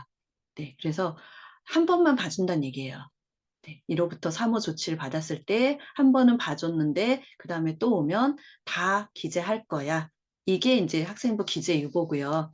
네. 그리고 앞에서 말씀드린 것처럼 졸업 시 삭제되는 게 있고 1, 2, 3 호는 졸업과 동시에 삭제되고 4, 5, 6, 7, 8 호는 네 졸업 후 4년 까지 남아 있지만 전담기구에서 심의를 거쳐서 삭제가 가능하다. 근데 8호는 네, 없어지지 않는다. 네, 요걸 알아주시면 되겠고요. 그렇게 된 이유가 교육부가 4월 12일에 학교폭력 근절대책이라는 4.12 대책을 발표를 하고 그다음에 네, 학교폭력 사안 처리 매뉴얼을 바꿔서 네, 내려보내는 바람에 네, 그렇게 됐습니다. 여기 보시면 1번 학교폭력 엄정대처 2년에서 4년으로 늘리겠다라고 했죠. 이게 누구 때문에 이렇게 됐냐? 네, 정순신 변호사 아들 때문에 이렇게 됐습니다. 네, 기억하시겠죠? 정순신 변호사 아들이 그때는 학교폭력대책 자치위원회가 있을 때였어요. 네, 근데 이제 그 민사고에 다니던 시절에 네, 생기부 기재를 계속 뒤로 미루면서 네, 대학 입시에 이제 반영이 안 되게끔 미루다가 좋은 대학을 갔죠. 네, 그래서 학교 폭력을 이제 엄정 대처하겠다라고 해서 이렇게 일반인들 대상으로 또 학폭법이 강화된 거죠. 근데 사실 이렇게 학폭법을 계속 강화를 해도 좀 권력이 있고 돈이 있는 사람들은 어떻게든 빠져나가요. 근데 예, 돈도 없고 네, 뭐 권력도 없고 네, 이런 사람들은 결국 이렇게 강화된 법에 의해서 계속 이제 대학 입시까지 감점 요인이 되고 이렇게 되는 거죠. 네, 그리고 즉시 분리도 기존에 3일이었던 걸 7일로 늘리고 네, 이런 식으로 됐습니다. 네, 그래서 2026학년에 대학에 들어가는 지금 고1 학생들은 이 학폭 가해 학생 조치요. 네, 피학생 조치는 네, 생기부에 남는 게 아니고 가해 학생 조치 1호부터 9호를 받았을 때 그게 뭐 몇 호 조치는 몇 점 감점한다 이런 식으로 해서 네, 그 대학 입시에 감점이 됩니다. 즉시분리 제도 아까 제가 제일 문제라고 말씀드렸잖아요. 네, 어떤 문제점이 있는지 한번 보면 신고하는 사람의 말만 듣고 상대방을 분리하는 거예요. 예를 들어서 지금 이제 제가 이 시간에 신고를 했어요.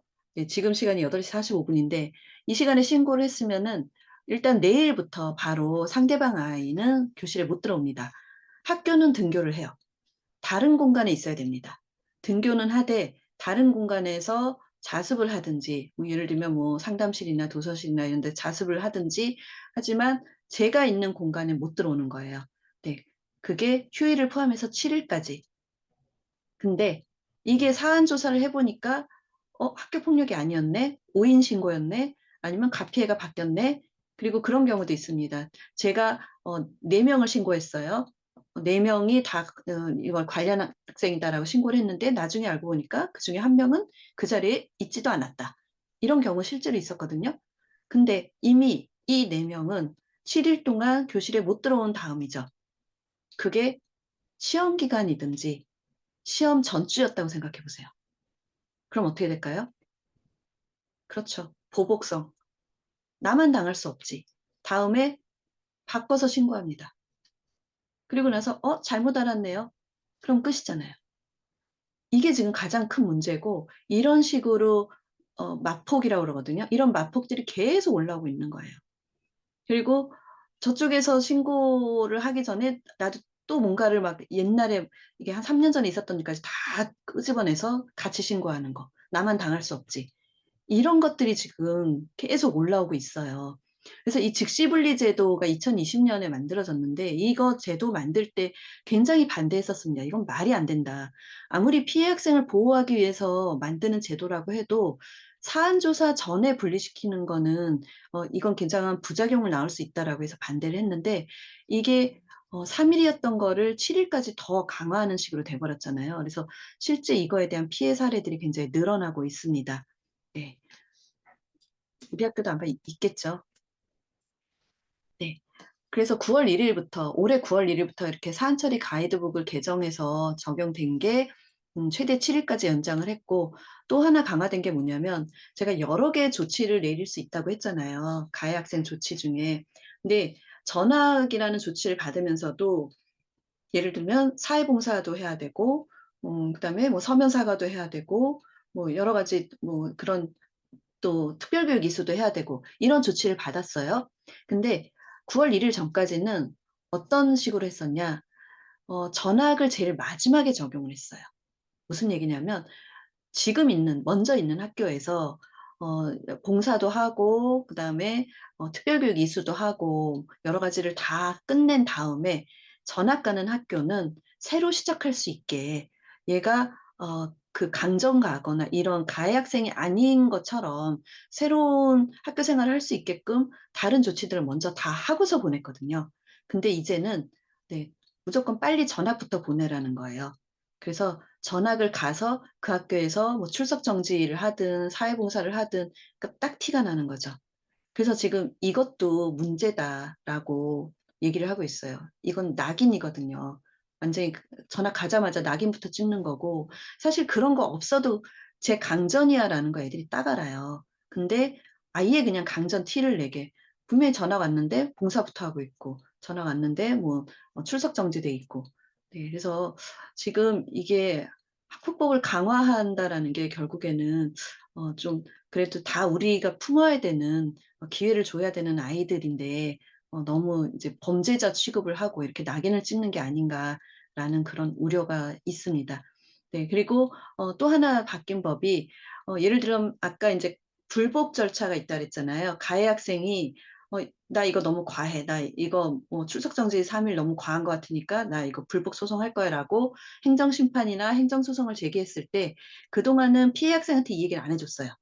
네. 예를 들면 이 학생이 전학 조치를 받았는데 전학에 대해서 불복을 해서 전학이 취소되면 그 학교를 다시 다녀야 되잖아요. 근데 이걸 피해 학생 측에 얘기를 안 해 줬던 게 이제는 이 가해 학생 측에서 불복을 제기하면 피해 학생 측에다 얘기를 하게끔 그렇게 됐습니다. 네 이거는 바람직한 것 같아요. 예 당연히 알아야 되는 것 같고. 네 그리고 앞에서 인제 그 전담기구에서 2월 말에 이 학생을 이 뭐 생기부에서 졸업과 동시에 삭제를 해 줄지 말지도 피해 학생의 동의가 있어야만 삭제가 가능합니다. 네 이런 것들은 피해 학생의 의견을 적극적으로 반영한다는 측면에서는 바람직한 것 같습니다. 네. 요새 학교 폭력이 굉장히 폭증했다 그러고 요즘 아이들이 굉장히 흉포화됐다고 막 얘기하잖아요. 뭐 더글로리라든지 뭐 소년시판이라든지 막 이런 드라마들 보여주면서 요즘에 학폭은 정말 범죄야." 막 이렇게 얘기하는데 실제로 그렇게 학폭이 막 폭증을 하고 흉포화됐나를 찾아보면요. 이게 지금 올해 4 월에 교육부가 발표한 자료예요. 보시면 2012 년부터 2022 년까지 쭉 학폭 심의 건수가 나오죠.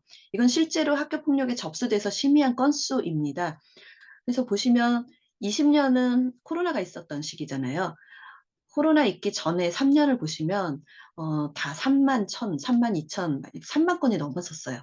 근데 20년 당연히 인제 학교를 못 오고 막 코로나 첫 해 우왕좌왕하니까 학폭이 없었죠.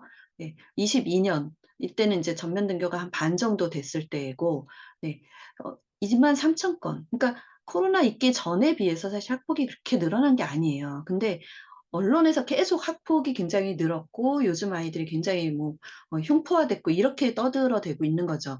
물론 학폭 건수가 적지는 않아요. 근데 그러면 학폭 건수가 흉포화된 그런 뭐 굉장히 막 범죄 같은 그런 심각한 것들이 늘었냐 그것도 한번 살펴보면 학교 폭력 실태 조사를 매년 한다 그랬잖아요. 여기서 가장 높은 피해 유형이 언어 폭력입니다. 2 위가 신체 폭력인데요. 언어 폭력과 신체 폭력의 차이를 보시면 언어 폭력은 42% 정도 되는데 신체 폭력은 14.6% 예요. 굉장한 차이가 나죠. 그러니까 학폭 아닌 게 없을 정도로 되게 학폭이 다양해졌지만 경미한 학폭들인 거예요 사실은. 네 그렇게 막 눈에 띄게 누가 봐도 '이건 학폭력이야.'라고 하는 것들 요즘 학생들 잘 안 합니다. 네. 그리고 그냥 언어 폭력 같은 경우들이 되게 많이 늘었고 사이버 폭력이 늘었다. 그리고 보시면 지금 오른쪽에 있는 그래프가 학교 급별이에요. 제일 위에 파란색이 초등입니다. 이건 쪼끔 놀라셨죠? 네. 중학교가 가장 많을 줄 알았는데 초등이 사실 가장 많은 거예요. 초등은 사실 요새는 모든 게 다 학폭이야 막 이런 정도로 별것도 아닌 건들이 학폭으로 되게 많이 접수가 되는 것도 있고요. 그리고 또 하나 이렇게 그 수치가 높게 나오는 이유 중에 하나가 옛날에는 이 매년 하는 학교 폭력 실태 조사를 초등 1, 2, 3, 4, 5, 6 학년 다 했어요. 근데 지금은 초등 4 학년부터 합니다. 4, 5, 6 학년만 조사를 해요. 왜냐하면 초등 1, 2, 3 학년을 설문조사를 했더니 얘네가 질문지를 이해를 못 해요. 네. 질문 해독이 안 되죠. 당연히 1, 2, 3학년이 이게 뭘 말하는지를 알지를 못하니까. 그래서 4학년부터 하다 보니 1, 2, 3학년 때 거까지 다 몰아서 인제 나 이거 학폭 있었던 것 같아요." 막 이렇게 되게 많이 체크를 하게 되는 거죠. 그래서 그런 두 가지 이유가 있는 것 같아요. 그리고 네, 중학생은 고등학생보다 네, 좀 학폭 건수가 많습니다. 이 이유 중에 인제 중학교 시기의 뇌가 질풍노도의 시기이기도 하지만 초등학교 때까지 사실 웬만큼 좀 봐 줬던 것들이 네, 중학교부터는 그냥 규율이 굉장히 엄격해져서 다 학폭으로 가는 경우도 있죠. 네, 그래서 이거는 학폭에 접수된 시민 건수가 아니라 "내가 학폭을 당한 것 같아요."라고 했던 학교폭력 실태조사 건수예요. 네, 그래서 약간 그 앞에서 보여드린 것과는 좀 차이가 있지만 어쨌든 그 '내가 피해를 입었다.'라고 하는 것들의 대부분은 언어폭력이다. 네, 라는 것들을 보시면 되겠고요. 이거는 학교 급에 상관없이 다 마찬가지입니다. 초중고 전체를 다 봤을 때도 언어폭력이 가장 높고 네, 그다음이 네, 신체폭력, 그다음에 뭐 집단 따돌림 이런 순으로 나타나고 있고요. 기사들이 좀 있어요. "점점 학교 폭력이 어려진다. 초등학교, 중학교 늘고 뭐 고등학생은 준다." 막 이런 얘기가 있는데 요 기사를 좀 보시면 그 이유에 대해서 이렇게 분석을 해요. 교사 출신의 변호사는 이게 인제 "모든 게 학폭이다."라는 거죠. 자녀가 초등학생인데 인제 반 아이를 "학폭으로 고소하고 싶다."라는 그래서 변호사를 찾아오는 경우가 되게 많다라고 얘기하고 있고 국회의원 용해인 의원은 이게 교육적인 해법을 찾아야 되는데 학교가 모든 문제를 인제 다 이렇게 사법화하다 보니까 결국에 이게 '모든 게 다 학폭이야. 이렇게 되는 게 아닌가.'라는 얘기를 하는 거죠. 예. 그래서 이런 것들이 좀 문제인 것 같은데 더 강화하겠다고 하죠, 사법화로. 네. 이제는 전직 경찰관을 투입해서 2,700 명을 투입해서 내년 3 월부터는 학교폭력 전담 조사관을 투입시킨다고 합니다. 그분들은 누구냐? 퇴직 경찰이 대부분이고요. 네. 그래서 어 11개 교육지원청이 있다고 했잖아요. 거기에 총 2,700 명이 배치가 되니까 지원청별로 약 15명 정도가 전담 조사관이 배치가 되는 거고요. 앞으로는 학폭 조사도 네, 생활지원부장 선생님이 하시는 게 아니고 이런 전직 경찰관들이 하게 됩니다. 근데 지난번에 강의하셨던 그 서정기 대표님하고도 이 얘기를 한 적이 있는데 그분도 인제 응보적 정의에 대해서 얘기했잖아요. 근데 이 경찰은 그냥 뼛속까지 응보적 정의로 젖어 있는 분들이에요. 더구나 요즘 젊은 경찰들은 쪼끔 회복적 정의의 개념도 도입하는 분들이 많이 있는데 이런 연령이 좀 있으신 퇴직 경찰분들은 그냥 응보적 정의가 있을 때 근무하셨던 분들이어서 그냥 모든 게 다 눈에는 눈, 이에는 이. 요새 눈이라고 하잖아요. 그냥 그렇게 보시는 분들이어서 이게 굉장히 우려가 된다라는 말씀을 하시더라고요. 네. 학폭 외에도 학생이 퇴학까지 당하는 징계위원회가 많이 있습니다. 뭐뭐 있냐. 옛날에 선도위라고 얘기했던 생활교육위원회가 있고요. 네, 학폭위가 있고 그다음에 교권보호위원회가 있습니다. 이 세 가지의 차이는 뭐냐. 네. 생활교육위원회는 학교 규칙을 위반한 거예요. 네. 그래서 우리 학칙이라고 얘기하죠. 학생 생활 규정이라는 게 줄여서 학칙이라고 하는데 학칙에 나와 있는 뭐 예를 들면 뭐 교복 규정, 그다음에 뭐 염색하지 말라는 거 뭐 이런 두발 규정, 그다음에 흡연 이런 것들을 위반했을 때는 생활교육위원회로 갑니다. 네. 그리고 네, 학폭은 앞에서 다 말씀드린 학폭위로 가고요. 교권보호위원회는 네, 학생이나 보호자가 선생님의 교육 활동을 침해했을 때 선생님이 "교권보호위원회 열어주세요."라고 신청하면 열리는 게 교권보호위원회예요. 네. 지금까지는 학교 안에 교권보호위원회가 있었는데요. 네, 내년 4 월쯤부터는 지원청으로 넘어갑니다, 교권보호위원회도. 법이 또 바뀌었어요. 네. 요 차이를 아시면 되고요. 각 위원회별로 어떻게 징계가 달라지냐. 네. 생활교육위원회를 열어서도 퇴학까지 됩니다.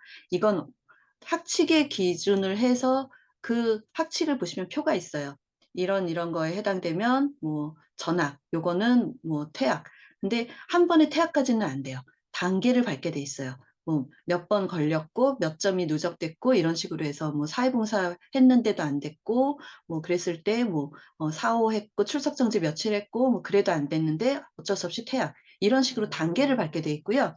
네. 그리고 학폭은 앞에서 네 다 말씀드렸고 그다음에 교권보호위원회 네 줄여서 교보위라고 하는데 교권보호위원회도 퇴학까지 됩니다. 교권보호위원회는 네 학폭은 1호 서면사과 2호 보복 금지가 있지만 네 그 교권보호위원회는 이 서면사과와 그 보복 금지가 없어요. 네. 1 호가 교내봉사부터 시작입니다. 학폭하고 좀 비슷하지만 네 1 호가 교내봉사, 2 호가 교외봉사, 예 학교 밖에 사회봉사, 그다음에 3 호가 교육이수, 특별교육, 그다음에 4 호가 출석정지, 5 호가 학급교체, 6 호가 전학, 7 호가 퇴학입니다. 네. 이것도 뭐 중학교까지는 퇴학이 없죠 당연히. 네 고등학교는 퇴학까지 다 가능해요. 그래서 이 세 가지에 의해서 다 얼마든지 퇴학이 된다라는 얘기예요. 그래서 꼭 네 요거는 알고 계셔야 되는 거고 생활교육위원회 예 운영 Q&A를 제가 교육청에서 가져왔습니다. 생활교육위원회는 사실은 출석을 하시는 게 좋아요. 학생이나 보호자가 출석을 해서 소명을 하시는 게 좋은데 반드시 출석하지 않으시더라도 생활교육위원회는 열립니다. 예. 옛날에 선도위라고 불렸던 생활교육위원회는 열리고요. 이 생활교육위원회는 옛날에 소선도위, 대선도위라고 얘기했던 것처럼 지금은 학년생활교육위원회가 있고 학교생활교육위원회가 있어요. 뭐냐면 학년에서 열리는 학년부장 선생님이 주재를 하고 좀 경미한 사안인 경미한 그 규정을 위반했을 때는 학년 단위로 생활교육위원회가 열리고요. 근데 이게 좀 큰 사안이다 그랬을 때는 생지부장 선생님 들어오시고 교감 선생님이 들어오시는 학교생활교육위원회 옛날로 치면 대선도위가 열립니다. 네. 거기서 인제 징계를 우리 학칙에 따라서 내리게 돼 있습니다. 네. 징계의 종류를 단계별로 적용해야 된다라는 것이 있습니다.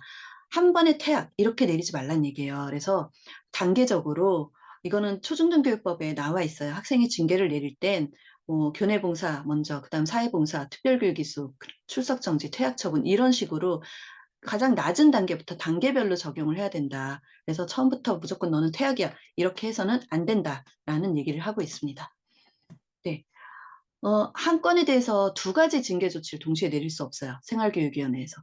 지금 네 말씀드린 생활교육위원회는 학교 규정을 어겼을 때 얘기예요. 그래서 네 학폭하고 달라요. 학폭은 두 가지 이상의 징계를 경과할 수 있지만 네 생활교육위원회에서는 네 한 가지만 내릴 수 있습니다. 그것도 단계적으로. 네. 네. 규정에 없는 사유로 징계할 수 없습니다. 네 이것도 잘 알아두셔야 돼요. 그래서 우리 학교 학칙을 알아두셔야 되는 거예요. 우리 아이가 생활교육위원회에 불려갔는데 우리 학교 규정에도 없는 거 가지고 징계를 받았어. 그러면 일단 우리 학교 규정에 있는지를 샅샅이 다 살펴보시고 그걸 항의하실 수 있어야 되는 거예요. "우리 학교 규정 중 뭐에 해당돼서 우리 애가 지금 이런 징계를 받았죠?" 라고 항의하실 수 있습니다. 네. 그래서 네 규정에 없는 사유로는 징계 조치를 내릴 수 없다라는 거 알아두셔야 되고요. 재심과 재심의가 있어요. 한마디로 말씀드리면 재심은 퇴학에 대해서만, 퇴학에 대해서만 교육청에다 청구하는 게 재심입니다. 재심의는 퇴학이 아닌 네.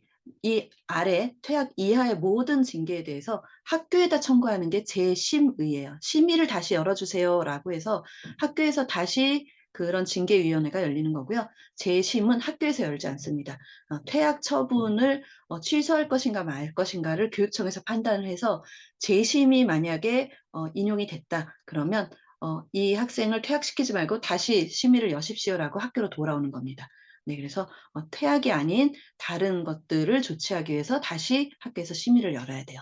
네. 그 차이를 알아두시면 되고요. 다른 학교에 비해서 우리 학교가 생활 규정이 너무 엄격하다. 네 이런 거 문제 제기할 수 있습니다. 왜냐하면 이렇게 규정에 나와 있거든요, 교육청 규정에. 네. 뭐 예를 들면 뭐 "한 학년에 흡연을 2번 걸렸는데 퇴학을 시킨다." 아니면 흡연이든 뭐든 어쨌든 모든 징계는 학년을 누적할 수 없게 돼 있습니다. 근데 흡연을 3년 동안 누적을 해서 이게 누적 횟수 몇 회라고 해서 퇴학이다. 이런 것들은 문제 제기를 할 수 있다라는 얘기예요. 원래 이거 징계 누적할 수 없는데 왜 우리 학교는 누적이에요?" 이런 것도 문제 제기할 수 있다라는 거죠. 네. 그래서 어 우리 학교가 딴 학교에 비교했을 때 "너무 지나치다."라는 것들은 네 교육청에 문제 제기를 할 수 있다라는 말씀 드리고요. 교권보호위원회에 대해서 쪼끔 어떻게 조치를 내리는지 규정을 좀 보시면 이것도 학폭하고 같아요. 그래서 교권보호위원회에 혹시라도 가시게 되면 아직은 학교 안에서 열리고 네 내년 3월 28 일부터 네, 내년 3월 28일부터는 지원청으로 넘어가는데 그 안에는 학교에서 열리거든요. 그랬을 때 여기도 반성과 화해 그러니까 이거는 교사를 대상으로 하니까 선생님한테 얼만큼 이렇게 좀 그 왜 노력을 했냐, 관계를 회복하려고 노력했냐가 관건이 되는 거죠. 그래서 심각성, 지속성, 고의성에 대해서는 점수가 좀 이렇게 높은 점수가 나오더라도 반성 정도나 화해, 관계 회복 정도에 대해서는 최대한 낮은 점수를 받을 수 있도록 해야 된다. 어 '내가 잘못한 거 별로 없는 것 같아요.' 라고는 속으로만 생각하시고 네. '아 제가 정말 잘못한 것 같습니다. 아 이거는 제가 미처 몰랐네요. 선생님이 그렇게 힘들어하실 줄 몰랐네요.' 라는 식으로 해야 된다. 그래야 네 높은 점수를 해서 점수가 0 점이 된다. 이걸 꼭 말씀드리고 싶었어요. 네 그래서 이런 것들을 모르고 '이게 왜 교권 침해지?'라는 부분들이 있는데요. 교권 침해는 무조건 선생님의 뭐 인격을 모독하고 뭐 선생님의 권위에 뭐 그 반항하고 이런다고 교권 침해가 아니에요. 교육 활동 침해거든요. 이것도 엄연히 기준이 있습니다. 어떤 경우에 교육 활동을 침해했다고 본다라는 기준이 있어서요. 무조건 선생님이 모욕감을 느꼈어. 이게 교권 침해가 아니에요. 네 그래서 선생님의 명예훼손도 아까 말씀드린 공연성 여부가 굉장히 중요합니다.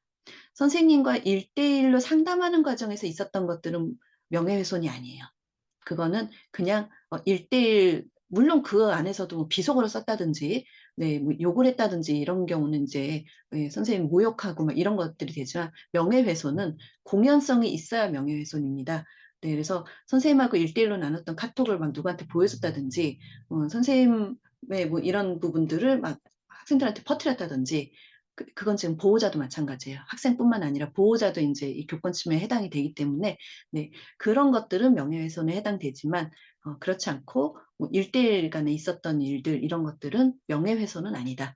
네. 그리고 선생님한테 막 선생님이 얘기할 수 없는 부분들을 막 "이거 왜 뭐 알려주지 않아요?" 막 예를 들면 뭐 "나한테 그렇게 얘기한 애가 누구예요. 걔 이름을 대세요." 막 이런 식으로 하는 것도 아까 학교 폭력에서 말씀드린 것처럼 강요에 해당이 돼요. 네. 그래서 이런 것들을 좀 조심하셔야 된다. 네. 그래서 선생님의 교육 활동 침해 여기에 어떤 부분이 해당되는지 그 침해 정도가 심각한지 지속적이었는지 고의가 있었는지 네. 이것도 고의가 없으면은 사실 교육 활동 침해라고 볼 수 없는 거죠. 고의성이 가장 중요한 거죠. 고의로 했다. 실수로 했다라는 거는 사실 교육 활동 침해가 아닐 수 있어요. 네 "모르고 그랬어요." 이런 것들은 교육 활동 침해라고 볼 수 없는 거죠. 네 그래서 요런 부분들에 대해서 잘 알고 계시면은 좋겠습니다.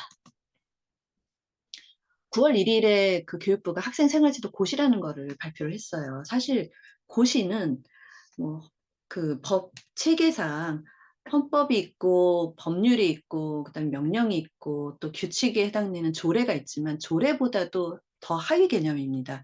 그래서 사실 이 고시에서 '이걸 이렇게 해야 된다.'라고 하는 게 지금 헌법에 있는 우리의 교육권이나 우리의 학습권을 침해한다라고 우리가 헌법 소원을 해야 되지 않냐라는 얘기도 있어요.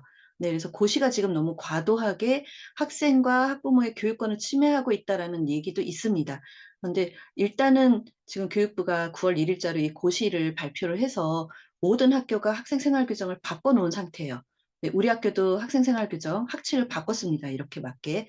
근데 문제는 이런 것들이 앞으로 계속 법적 다툼이 들어갈 수밖에 없을 거예요. 왜냐하면 고시에서 기준을 삼는 건 정당한 교육 활동이거든요. 정당한 교육 활동을 방해하는 행위에 대해서 지금 교권 침해라고 보는 건데 정당한 교육 활동의 정당한의 기준에 대해서 우리가 문제 제기를 할 수 있는 거죠. "이게 정당한 거였어? 우리가 보기엔 정당하지 않은데?" 이렇게 얘기할 수 있는 거여서 지금 이 고시가 지금 사실 예시안까지 내려와 있는 상황인데 이 고시에 대해서 쪼끔 앞으로 문제가 많이 되기는 할 것 같아요. 근데 우리가 알아야 되잖아요. 알아야 문제 제기를 할 수 있으니까 지금 고시에서 나오는 얘기들은 학생을 지도할 수 있는 학생 생활 지도 이렇게 할 수 있다라는 것입니다. 보면 조언을 할 수 있고 상담할 수 있고 주의를 줄 수 있고 훈육, 훈계, 보상할 수 있다라고 나와 있습니다. 근데 여기에서 보시면 이 상담엔 학부모 상담이 들어가 있는데 학교 측은 학부모의 상담을 거부할 수 있다라고 돼 있어요. 근데 학부모는 그런 게 없어요. 학부모는 상담에 응해야 된다라고 돼 있고 약간 불공평한 고시입니다. 네. 그리고 상담을 하려면 사전에 예약을 해야 된다. 또 근무 시간에만 해야 된다. 이런 내용들이 들어가 있고요. 그리고 이 훈육에는 필요한 경우 물리적 제지도 할 수 있다, 학생에게.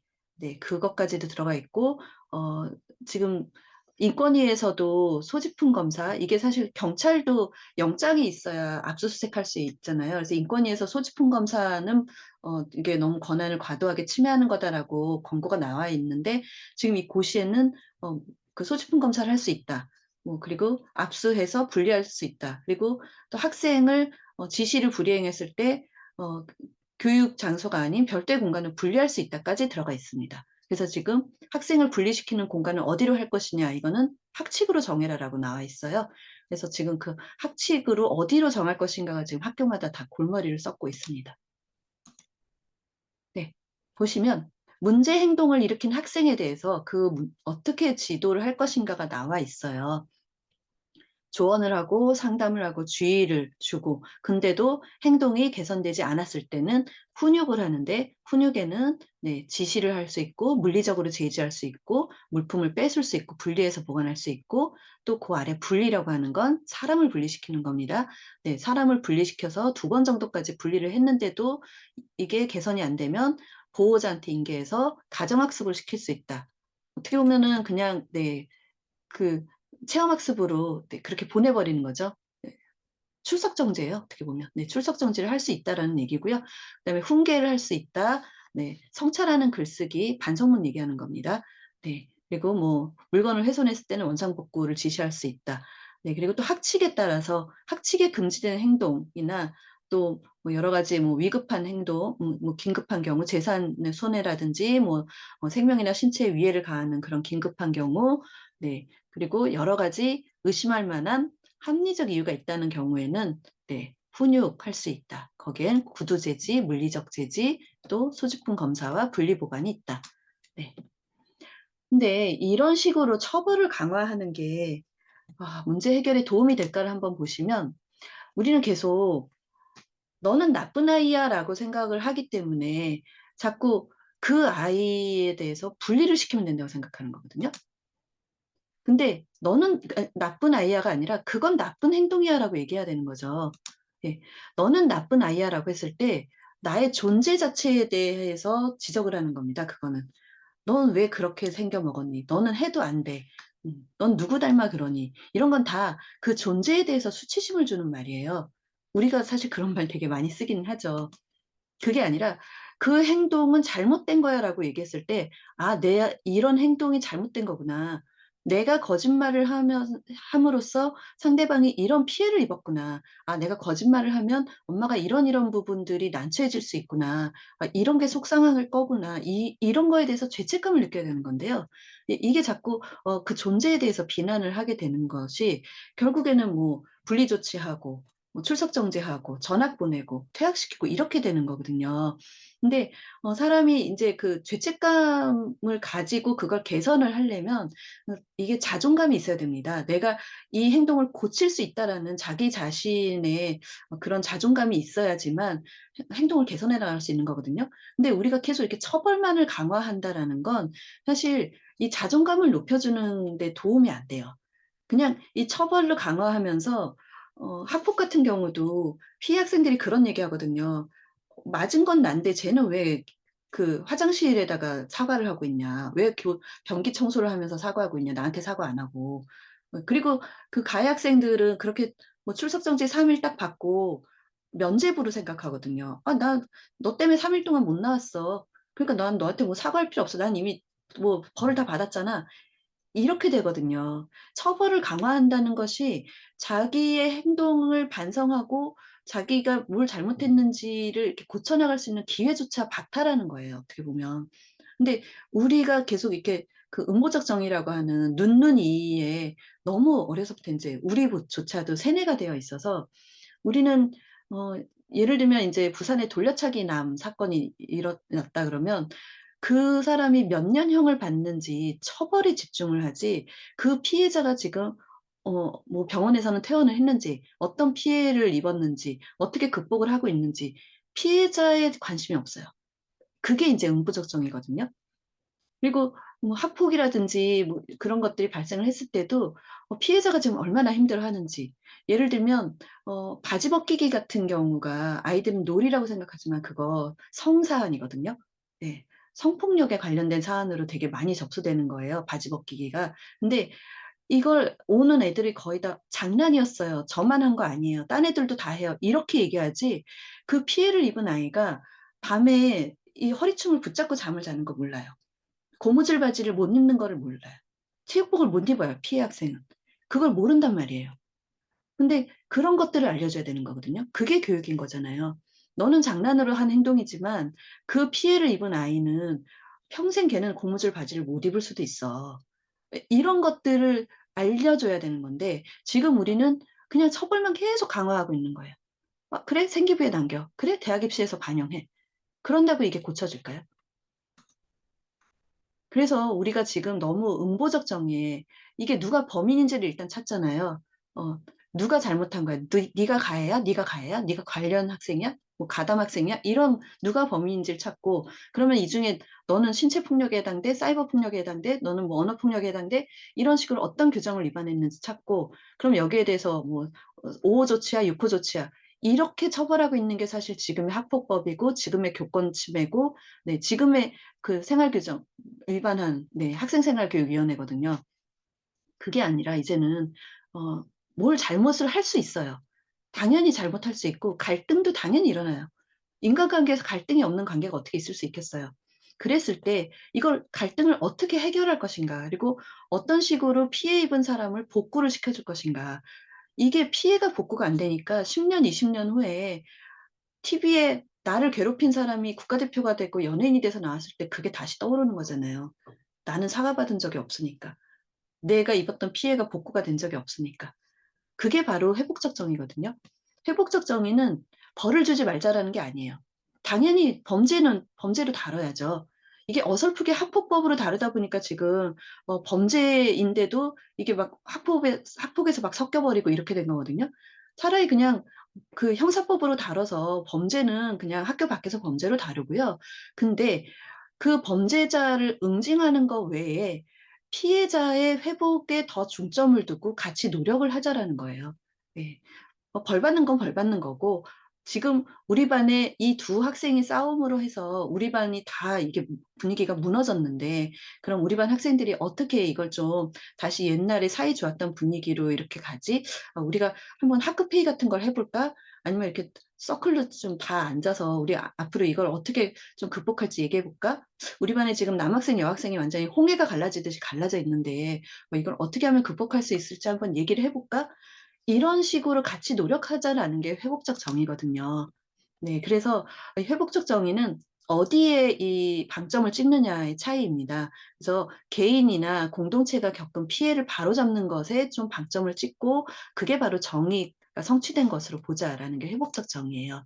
네. 그래서 지난번 그 서정기 대표님이 얘기했던 회복적 정의, 그리고 좀 관계를 회복시키는 대화법, 이걸 좀 그 자료를 제가 밴드에 올려 놓을 테니까 다시 한번 보시고 집에서부터 이 얘기를 좀 해 주시고요. 그리고 학교 생활을 할 때 아이들이 그렇게 피해를 입지 않도록 부모님들이 더 좀 잘 알고 이렇게 조언을 해 주시면 좋겠습니다.